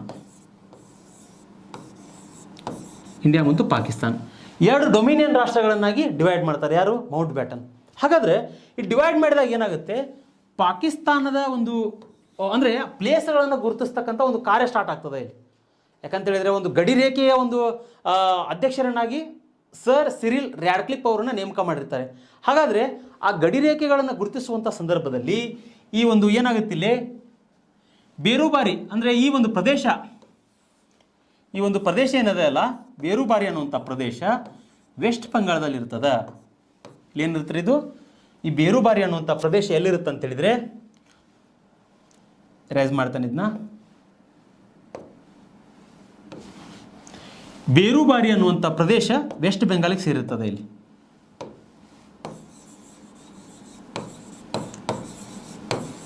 ಬೇರುಬಾರಿ ಪ್ರದೇಶ ವೆಸ್ಟ್ ಬೆಂಗಾಲಕ್ಕೆ ಸೇರಿರ್ತದೆ. ಹಾಗಾದರೆ ಈ ಒಂದು ಬೇರುಬಾರಿ ಪ್ರಕರಣದಲ್ಲಿ ಏನಾಗುತ್ತೆ ಅಂತ ಹೇಳಿದರೆ, ಆಮೇಲೆ ಅದನ್ನು ಪಾಕಿಸ್ತಾನಕ್ಕೆ ಹಸ್ತಾಂತರ ಮಾಡ್ತಾರೆ, ಒಪ್ಕೊಳ್ಳೋಣ ಅದನ್ನ. ಓಕೆ, ಈ ಪ್ರದೇಶವನ್ನು ಪಾಕಿಸ್ತಾನಕ್ಕೆ, ಕೆಲವೊಂದಿಷ್ಟು ಪ್ರದೇಶಗಳನ್ನು ಭಾರತದಲ್ಲಿ ಇಟ್ಕೊಳ್ತಾರೆ. ಬೇರುಬಾರಿ ಪ್ರದೇಶದಲ್ಲಿ ಬರ್ತಕ್ಕಂಥ ಸ್ಥಳಗಳನ್ನು, ಕೆಲವೊಂದಿಷ್ಟು ಸ್ಥಳಗಳನ್ನು ಪಾಕಿಸ್ತಾನಕ್ಕೆ ಕೂಡ ಹಸ್ತಾಂತರ ಮಾಡ್ತಾರೆ. ಹಾಗಾದರೆ ಈ ಕೇಸ್ನಲ್ಲಿ ನಮ್ಗೆ ಏನು ಕಂಡು ಬರುತ್ತೆ ಅಂತ ಹೇಳಿದರೆ, ಪ್ರಸ್ತಾವನೆ ಅನ್ನುವಂಥದ್ದು ಸಂವಿಧಾನದ ಭಾಗ ಅಲ್ಲ ಅಂತೇಳಿ ಬರ್ತದೆ. ಈ ಕೇಸ್ ಇಂಪಾರ್ಟೆಂಟು, ನೆನ್ಪಿಟ್ಕೊಳ್ರಿ. ಹಾಗಾದ್ರೆ ಮುಂದಿನ ಕೇಸ್ ಯಾವುದು ಅಂತ ಹೇಳಿದರೆ, ಇಲ್ಲಿ ನೋಡ್ರಿ, ಇದೇನು ಕೇಶವಾನಂದಿ ವರ್ಸಸ್ ಇಲ್ಲಿ ಏನಂತ ಹೇಳಿದರೆ, ಕೇಶವಾನಂದ ವರ್ಸಸ್ ಕೇರಳ ರಾಜ್ಯ ಪ್ರಕರಣ ಏನದಲ್ಲ ಇದು, ಈ ಕೇಸು ಸಂವಿಧಾನದ ಒಂದು ಚರಿತ್ರೆಯನ್ನೇ ಬದಲಾವಣೆ ಮಾಡ್ತದೆ, ಇತಿಹಾಸವನ್ನೇ ಬದಲಾವಣೆ ಮಾಡ್ತದೆ. ಯಾಕಂತೇಳಿದ್ರೆ ಇಲ್ಲೇನಾಗುತ್ತೆ, ಸಂವಿಧಾನದ ಭಾಗ ಅಂತೇಳಿ ಹೇಳ್ತದೆ ಸುಪ್ರೀಂ ಕೋರ್ಟ್. ಏನು ಹೇಳುತ್ತಿಲ್ಲಿ, ಪ್ರಸ್ತಾವನೆ ಅನ್ನುವಂಥದ್ದು ಸಂವಿಧಾನದ ಭಾಗ ಅಂತೇಳಿ ಹೇಳ್ತದೆ. ಹಾಗಾದ್ರೆ ಬೇರುಬಾರಿ ಒಕ್ಕೂಟ ಪ್ರಕರಣದಲ್ಲಿ ಏನಾಗುತ್ತೆ, ಸಂವಿಧಾನದ ಭಾಗ ಅಲ್ಲ ಅಂತ ಹೇಳುತ್ತೆ. ಇಲ್ಲಿ ಕೇಶವಾನಂದ ಭಾರತಿ ವರ್ಸಸ್ ಕೇರಳ ರಾಜ್ಯ ಪ್ರಕರಣದಲ್ಲಿ ಏನಾಗುತ್ತೆ ಅಂತೇಳಿದರೆ ಸಂವಿಧಾನದ ಭಾಗ ಅಂತೇಳಿ ಹೇಳ್ತದೆ ಸುಪ್ರೀಂ ಕೋರ್ಟು. ಹಾಗಾದರೆ ಏನಪ್ಪ ಈ ಕೇಸು, ಕೇಶವಾನಂದ ಭಾರತಿ ಪ್ರಕರಣ ಅಂದರೆ ಏನು, ಯಾವ ರೀತಿ ಪ್ರಕರಣದ ಹಿನ್ನೆಲೆ ಏನಂತ ಹೇಳಿದರೆ, ಇಲ್ಲೇನಾಗುತ್ತೆ, ಇಲ್ಲಿ ಕೇರಳದ ಒಬ್ಬ ಸ್ವಾಮೀಜಿಯವರು, ಕೇಶವಾನಂದ್ ಅಂತಕ್ಕಂಥ ಒಬ್ಬ ಸ್ವಾಮೀಜಿಯವರು ಇಲ್ಲಿ ಎಡನೀರು ಮಠದವರು. ಇಲ್ಲಿ ಏನು ಮಾಡುತ್ತೆ ಅಂತೇಳಿದರೆ, ಇಲ್ಲಿ ಕೇರಳ ಸರ್ಕಾರ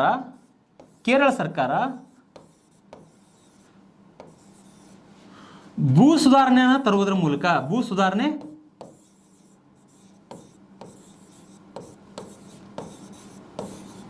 ಈ ಕೇಸ್ನಲ್ಲಿ ಕೇರಳ ಸರ್ಕಾರ ಭೂ ಸುಧಾರಣೆಯ ಕಾಯ್ದೆಯ ಮುಖಾಂತರ ಏನಾಗುತ್ತೆ ಅಂತ ಹೇಳಿದ್ರೆ ಈ ಒಂದು ಮಠದ ಆಸ್ತಿಯನ್ನು ಎಳನೀರು ಮಠದ ಒಂದು ಆಸ್ತಿಯನ್ನು ವಶಪಡಿಸಿಕೊಳ್ತದ, ಆಕ್ರಮಿಸಲಿಕ್ಕೆ ಪ್ರಯತ್ನ ಮಾಡ್ತದ.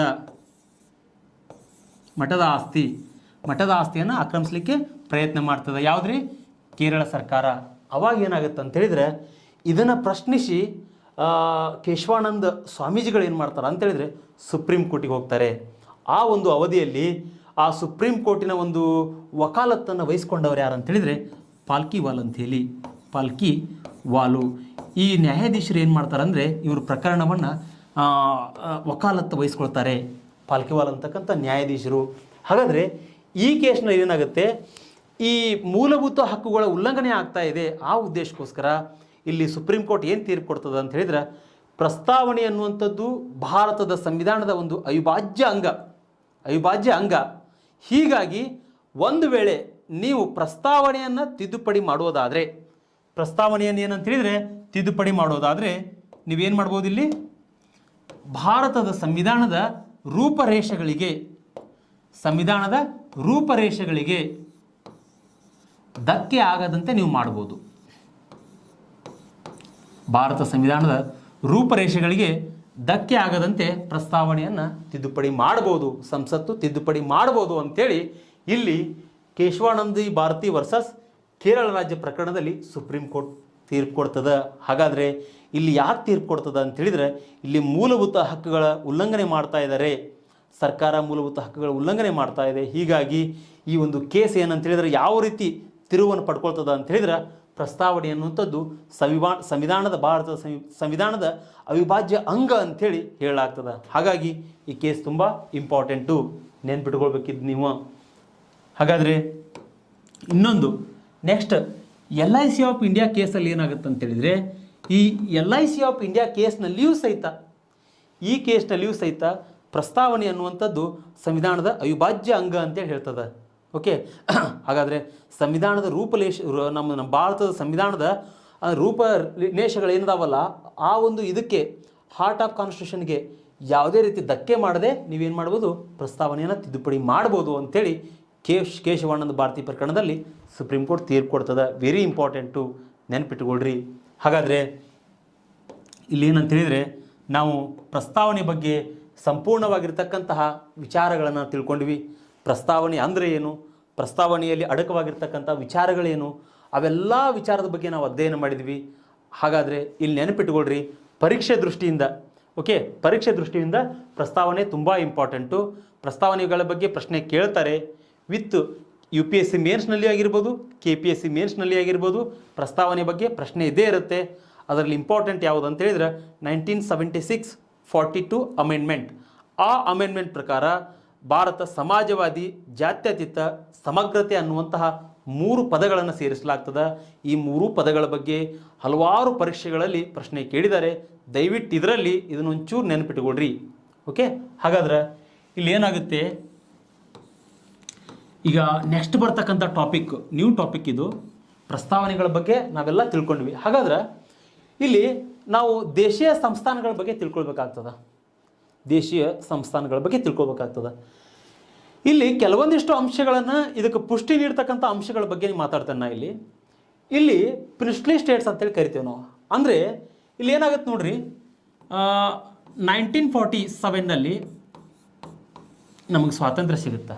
ಓಕೆ, ಸ್ವಾತಂತ್ರ್ಯ ಸಿಕ್ಕ ನಂತರ ಏನಾಗುತ್ತೆ, ಇಲ್ಲಿ 2 ಅಂದರೆ ನಮ್ಮಲ್ಲಿ ಬ್ರಿಟಿಷ್ ಸಂಸ್ಥಾನಗಳು ಇರ್ತವೆ. ಬ್ರಿಟಿಷರು ಇದನ್ನು ಮಾಡಿರ್ತಕ್ಕಂಥ ಒಂದು ಸಂಸ್ಥಾನಗಳು. ಓಕೆ,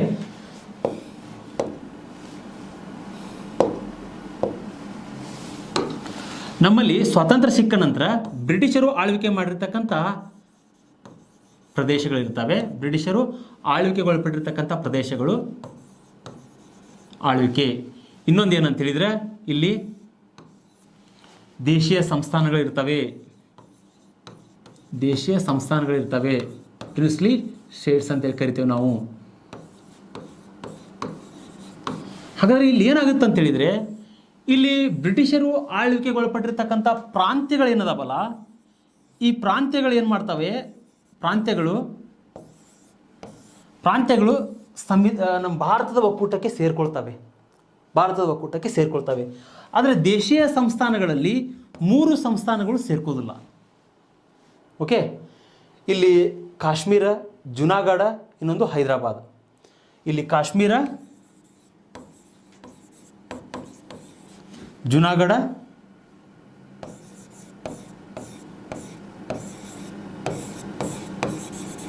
ಹೈದರಾಬಾದ್. ಈ 3 ಸಂಸ್ಥಾನಗಳು ಸೇರ್ಕೊಳ್ಳೋದಿಲ್ಲ ಭಾರತದ ಒಕ್ಕೂಟದಲ್ಲಿ. ಇವುಗಳನ್ನು ತುಂಬ ಪ್ರಯತ್ನದ ಫಲವಾಗಿ ನಮ್ಮಲ್ಲಿ ನೆಹರೂರಾಗಿರ್ಬೋದು, ಸರ್ದಾರ್ ವಲ್ಲಭಭಾಯಿ ಪಟೇಲ್ ಆಗಿರ್ಬೋದು, ಮುಂತಾದ ವ್ಯಕ್ತಿಗಳು ಭಾರತದ ಒಂದು ಸ್ವರೂಪವನ್ನು ಬದಲಾವಣೆ ಮಾಡುವಲ್ಲಿ ಇವ್ರ ಪಾತ್ರ ತುಂಬ ಇದೆ. ಯಾಕೆ ಮಾತಾಡ್ತಾ ಇದ್ದೇನೆ ಅಂತ ಹೇಳಿದರೆ, ಈ ವಿಷಯ ಇಲ್ಲಿ ಛಿದ್ರವಾಗಿರ್ತಕ್ಕಂಥ ಭಾರತವನ್ನು ಒಂದೇ ತಿಳ್ಕೊಳ್ರಿ ನೀವು. ಛಿದ್ರ ಆಗಿರ್ತಕ್ಕಂಥ ಒಂದು ಮನೆಯ ಒಂದು ಕುಟುಂಬವನ್ನೇ ಜೋಡಿಸೋದು ತುಂಬ ಕಷ್ಟ. ಛಿದ್ರ ಆಗಿರ್ತಕ್ಕಂಥ ಒಂದು ಕುಟುಂಬವನ್ನೇ ಜೋಡಿಸೋದು ತುಂಬ ಕಷ್ಟ. ಹಾಗಾದರೆ ಇಡೀ ರಾಷ್ಟ್ರ ಛಿದ್ರ ಹೋಗಿರ್ತದ. ಅಂತಹ ರಾಷ್ಟ್ರವನ್ನು ಒಗ್ಗೂಡಿಸಿ ಒಂದು ಬಲಿಷ್ಠ ರಾಷ್ಟ್ರವನ್ನು ಮಾಡೋದೇನದಲ್ಲ, ಅದರ ಫೌಂಡೇಶನ್ಗೋಸ್ಕರ ಶ್ರಮ ಪಟ್ಟಿರ್ತಕ್ಕಂಥ ವ್ಯಕ್ತಿಗಳನ್ನು ನಾವು ನೆನೆಯಲೇಬೇಕು ಇವತ್ತು. ಸರ್ದಾರ್ ವಲ್ಲಭಭಾಯಿ ಪಟೇಲ್ ಆಗಿರ್ಬೋದು, ನೆಹರು ಅವರಾಗಿರ್ಬೋದು, ಈ ದಿಶೆಯಲ್ಲಿ ತುಂಬ ಇಂಪಾರ್ಟೆಂಟ್ ಆಗಿರ್ತಕ್ಕಂಥ ಒಂದು ಪಾತ್ರವನ್ನು ವಹಿಸ್ಕೊಳ್ತಾರೆ. ಅಂದರೆ ಇಲ್ಲೇನಿರುತ್ತೆ, ದೇಶೀಯ ಸಂಸ್ಥಾನಗಳಂತೇಳಿದರೆ ಅವರು ಒಂದು ಮೇನ್ ಒಂದು ವೀಕ್ನೆಸ್ಸು ಅನ್ಕೋಬೋದು, ಅವ್ರ ಪ್ಲಸ್ ಪಾಯಿಂಟು ಅನ್ಕೋಬೋದು.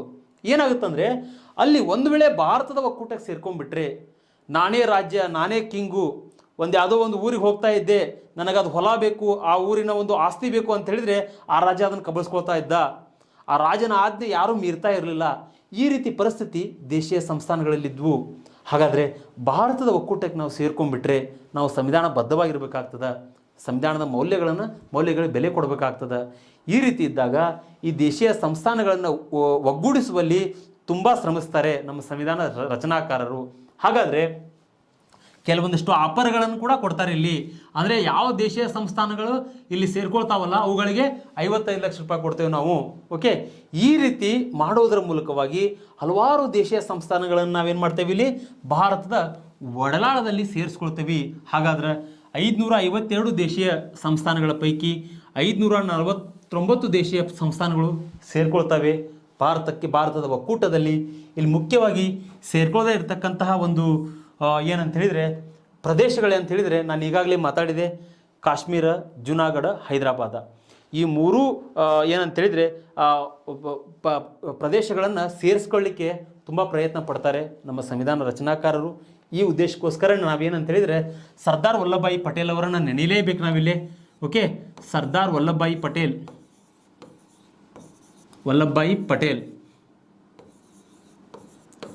ಪಟೇಲ್ ಇವರನ್ನು ನಾವು ಉಕ್ಕಿನ ಮನುಷ್ಯ ಅಂತೇಳಿ ಕರಿತೇವ್ರಿ. ಇವ್ರನ್ನ ನಾವು ಯಾವ ಉದ್ದೇಶಕ್ಕೋಸ್ಕರ ಸರ್ದಾರ್ ವಲ್ಲಭಭಾಯಿ ಪಟೇಲ್ ಅವರನ್ನು ಉಕ್ಕಿನ ಮನುಷ್ಯ ಅಂತೇಳಿ ಕರಿತೇವೆ ಅಂತ ಹೇಳಿದ್ರೆ, ಐರನ್ ಮ್ಯಾನ್ ರೀ ಇವರು. ಯಾಕಂತ ಹೇಳಿದ್ರೆ ಆಗಿನ ಸಂದರ್ಭನೇ ಹಂಗಿತ್ತು ರೀ. ಆಗಿನ ಸಂದರ್ಭ, ಆಗಿನ ಸಿಚುವೇಶನು, ಆಗಿನ ಪೊಲಿಟಿಕಲ್ ಡೈನಾಮಿಕ್ಸು, ಅದೇ ರೀತಿಯಾಗಿರ್ತಕ್ಕಂಥ ಪರಿಸ್ಥಿತಿಯಲ್ಲಿ ಅವ್ರೇನು ಮಾಡ್ತಾರೆ, ಭಾರತವನ್ನು ಒಂದು ಸರಿದಾರಿಗೆ ತರ್ತಾರೆ. ಹಾಗಾದರೆ ಇವರು ತಂದಿರತಕ್ಕಂಥ ಯೋಜನೆಗಳನ್ನು ನಾವೇನು ಕರಿತೀವಿ ಅಂತ ಹೇಳಿದ್ರೆ ಪಟೇಲ್ ಸ್ಕೀಮ್ ಅಂತೇಳಿ ಕರಿತೀವಿ ನಾವು. ಪಟೇಲ್ ಸ್ಕೀಮ್ ಅಂತೇಳಿ ಕರಿತೀವಿ. ಸ್ಕೀಮ್ ಅಂತ ಕರಿತೀವಿ ನಾವು. ಅಂದರೆ ಈ ಪಟೇಲ್ ಸ್ಕೀಮಿನ ಮುಖಾಂತರ ಏನು ಮಾಡ್ತಾರೆ ಅಂತ ಹೇಳಿದರೆ, ಇಲ್ಲಿ ಪಟೇಲ್ ಸ್ಕೀಮಿನ ಮುಖಾಂತರ ಏನು ಮಾಡ್ತಾರೆ ಅಂತ ಹೇಳಿದರೆ ABCD ಅಂತೇಳಿ ರಾಜ್ಯಗಳನ್ನು ಗುರುತಿಸ್ತಾರೆ. ಆ ಉದ್ದೇಶಕ್ಕೋಸ್ಕರ ತುಂಬ ಇಂಪಾರ್ಟೆಂಟ್ ಆಗ್ತಾರೆ ಸರ್ದಾರ್ ವಲ್ಲಭಭಾಯಿ ಪಟೇಲ್ ಅವರು ನಮಗೆ. ಹಾಗಾದರೆ ಇಷ್ಟು ತಿಳ್ಕೊಂಡ್ರಿ ನೀವು. ಇನ್ನು ನೆಕ್ಸ್ಟ್ ಏನಂತ ಹೇಳಿದರೆ, ಇದರ ಒಂದು ದೇಶೀಯ ಸಂಸ್ಥಾನಗಳಲ್ಲಿ ಪ್ರಮುಖವಾಗಿರ್ತಕ್ಕಂತಹ ನಮಗೆ ಒಂದು ಸಮಸ್ಯೆ ಆಗಿರ್ತಕ್ಕಂಥ ಪ್ರದೇಶ ಯಾವುದು ಅಂತ ಹೇಳಿದರೆ ಇಲ್ಲಿ ಜಮ್ಮು ಕಾಶ್ಮೀರ.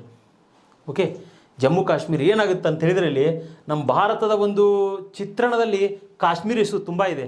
ಯಾಕಂತೇಳಿದರೆ ಇಲ್ಲೇನಾಗುತ್ತೆ, ಅಕ್ಟೋಬರ್ 20, 1947ರಲ್ಲಿ ಓಕೆ ಜಮ್ಮು ಕಾಶ್ಮೀರದಲ್ಲಿರ್ತಕ್ಕಂತಹ ಒಂದು ಆಜಾದ್ ಹಿಂದ್ ಅಂತಕ್ಕಂಥ ಒಂದು ಬುಡಕಟ್ಟು ಜನಾಂಗದ ಒಳನುಸುಳುಕೋರರು ಇವ್ರೇನು ಮಾಡ್ತಾರೆ ಅಂತ ಹೇಳಿದರೆ ದಾಳಿ ಮಾಡ್ತಾರೆ ಹರಿಸಿಂಗನ ಮೇಲೆ. ಹರಿಸಿಂಗ್ ಜಮ್ಮು ಕಾಶ್ಮೀರದಲ್ಲಿ ರಾಜನಾಗಿರ್ತಾನೆ. ಅವನ ಉದ್ದೇಶ ಏನು, ಈ ಕಡೆ ಕಾಶ್ಮೀರಿಗೂ ಸೇರಬಾರ್ದು, ಭಾರತಕ್ಕೂ ಸೇರಬಾರ್ದು, ನಾವು ಸ್ವತಂತ್ರವಾಗಿರ್ಬೇಕಂತೇಳಿ ಬಯಸ್ತಾ ಇರ್ತಾನೆ ಅವನು. ಆದರೆ ಇಲ್ಲೇನಾಗುತ್ತೆ ಅಂತ ಹೇಳಿದರೆ ಈ ಒಂದು ಕಾಶ್ಮೀರದಲ್ಲಿರ್ತಕ್ಕಂಥ ಒಳನುಸುಳುಕೋರರು ಆಸಾದ್ ಹಿಂದ್ ಅಂತಕ್ಕಂಥ ಒಂದು ಸಂಘಟನೆ ಏನು ಮಾಡುತ್ತೆ ಅಂತ ಹೇಳಿದರೆ ಇಲ್ಲಿ ಹರಿಸಿಂಗಿನ ರಾಜನ ಮೇಲೆ ಒಂದು ಅಟ್ಯಾಕ್ ಮಾಡ್ತದೆ, ಆ ಸಾಮ್ರಾಜ್ಯದ ಮೇಲೆ ಅಟ್ಯಾಕ್ ಮಾಡ್ತದೆ. ಅಟ್ಯಾಕ್ ಮಾಡಿದಾಗ ಈ ವ್ಯಕ್ತಿ ಏನು ಮಾಡ್ತಾನೆ ಅಂತ ಹೇಳಿದರೆ, ಈ ವ್ಯಕ್ತಿಗೆ ನೆನಪಾಗಿದ್ದೆ ಯಾವುದು ಅಂತ ಹೇಳಿದರೆ ಇಂಡಿಯಾ. ಹಾಗಾದ್ರೆ ನನಗೆ ರಕ್ಷಣೆ ನೀಡಲಿಕ್ಕೆ ಸಹಾಯ ಆಗ್ತಕ್ಕಂಥ ದೇಶ ಯಾವುದು ಅಂತ ಹೇಳಿದರೆ ಭಾರತ. ಆ ಉದ್ದೇಶಕ್ಕೆ ಭಾರತ ರಾಷ್ಟ್ರಕ್ಕೆ ಸಹಾಯಕ್ಕೋಸ್ಕರ ಬರ್ತಾರೆ. ಸಹಾಯಕ್ಕೆ ಬಂದಾಗ ನಮ್ಮ ನೆಹರು ಅವ್ರು ಏನು ಮಾಡ್ತಾರೆ ಅಂತ ಹೇಳಿದರೆ ಆಯಿತು ಅಂಥೇಳಿ ಆ ಒಂದು ಹರಿಸಿಂಗಿಗೆ ರಕ್ಷಣೆಯನ್ನು ಕೊಡ್ತಾರೆ. ರಕ್ಷಣೆಯನ್ನು ನೀಡುವುದರ ಮೂಲಕವಾಗಿ ಆ ಕಾಶ್ಮೀರ ಪ್ರದೇಶಕ್ಕೆ ಕೆಲವೊಂದಿಷ್ಟು ಏನಂತ ಹೇಳಿದರೆ ರಿಸ್ಟ್ರಿಕ್ಷನ್ಸ್ಗಳನ್ನು ಹಾಕ್ತಾರೆ. ಅಂದರೆ ರಕ್ಷಣೆ ಆಗಿರ್ಬೋದು, ವಿದೇಶಾಂಗ ಆಗಿರ್ಬೋದು, ಸಂಪರ್ಕ ಆಗಿರ್ಬೋದು, ಕಮ್ಯುನಿಕೇಷನ್ ಎಲ್ಲ ಏನಂತ ಹೇಳಿದರೆ ಈ ಮೂರೂ ವಿಷಯಗಳ ಜವಾಬ್ದಾರಿಯನ್ನು ಯಾರಿಗೆ ಕೊಡ್ತಾರೆ? ನಮ್ಮ ಭಾರತ ದೇಶಕ್ಕೆ ಕೊಡ್ತಾರೆ. ಹಾಗಾದರೆ ಇದು ವೆರಿ ಇಂಪಾರ್ಟೆಂಟ್ ಆಗ್ತದೆ. ದೇಶೀಯ ಸಂಸ್ಥಾನಗಳ ವಿಲೀನೀಕರಣದಲ್ಲಿ ಜಮ್ಮು ಕಾಶ್ಮೀರ ತುಂಬ ಇಂಪಾರ್ಟೆಂಟು. ಇದರಲ್ಲಿ ಏನಂತೇಳಿದ್ರೆ ಆಜಾದ್ ಹಿಂದ್ ಅಂತಕ್ಕಂಥದ್ದು, ಜೊತೆಗೆ ಹರಿಸಿಂಗ್ ರಾಜ, ಆಮೇಲೆ ಆಕ್ರಮಣ ಒಪ್ಪಂದವನ್ನು ಮಾಡ್ಕೊಂಡಿರ್ತಕ್ಕಂಥದ್ದು ತುಂಬ ಇಂಪಾರ್ಟೆಂಟು. ಇಲ್ಲಿ ರಕ್ಷಣೆ ಆಗಿರ್ಬೋದು, ವಿದೇಶಾಂಗ ಆಗಿರ್ಬೋದು, ಸಂಪರ್ಕ, ಈ ಮೂರು ವಿಷಯಗಳನ್ನು ಏನಂತೇಳಿದ್ರೆ ಭಾರತಕ್ಕೆ ಬಿಟ್ಟು ಕೊಡ್ತದೆ. ಹಾಗಾದರೆ ಡಿಯರ್ ಸ್ಟೂಡೆಂಟ್ಸು, ಇವತ್ತಿನ ವಿಷಯ ಅದ್ಭುತವಾಗಿತ್ತು. ಇವತ್ತಿನ ತರಗತಿ ತುಂಬ ಅದ್ಭುತವಾಗಿತ್ತು. ಜೊತೆಗೆ ನೀವೇನು ಮಾಡ್ಬೇಕಂತೇಳಿದರೆ ಇವುಗಳನ್ನು ಪ್ರತಿನಿತ್ಯ ಹೋಮ್ವರ್ಕ್ ಮಾಡಿಕೊಡ್ರಿ, ನೋಟ್ಸ್ ಮಾಡಿಕೊಡ್ರಿ, ಅದ್ರ ಜೊತೆಗೆ ಸರಿಯಾದ ರೀತಿಯಲ್ಲಿ ಅಧ್ಯಯನ ಮಾಡಿರಿ ಅಂತ ಹೇಳ್ತಾ, ಯಾರು ಇದುವರೆಗೂ ಸಂತೋಷ್ ಲಾಡ್ ಫೌಂಡೇಶನ್ನ ಆ್ಯಪನ್ನು ಡೌನ್ಲೋಡ್ ಮಾಡ್ಕೊಂಡಿಲ್ಲ, ಡೌನ್ಲೋಡ್ ಮಾಡಿಕೊಡ್ರಿ. ಅದರಲ್ಲಿ ನಿಮಗೆ ಈ ನೋಟ್ಸ್ ಸಿಗುತ್ತೆ. ಆ ಉದ್ದೇಶಕ್ಕೋಸ್ಕರ ಡೌನ್ಲೋಡ್ ಮಾಡಿಕೊಡ್ರಿ. ಪರೀಕ್ಷೆಯಲ್ಲಿ ಸಕ್ಸಸ್ ಆಗಿರಿ ಅಂತ ಹೇಳ್ತಾ ಎಲ್ಲರಿಗೂ ನಮಸ್ಕಾರ.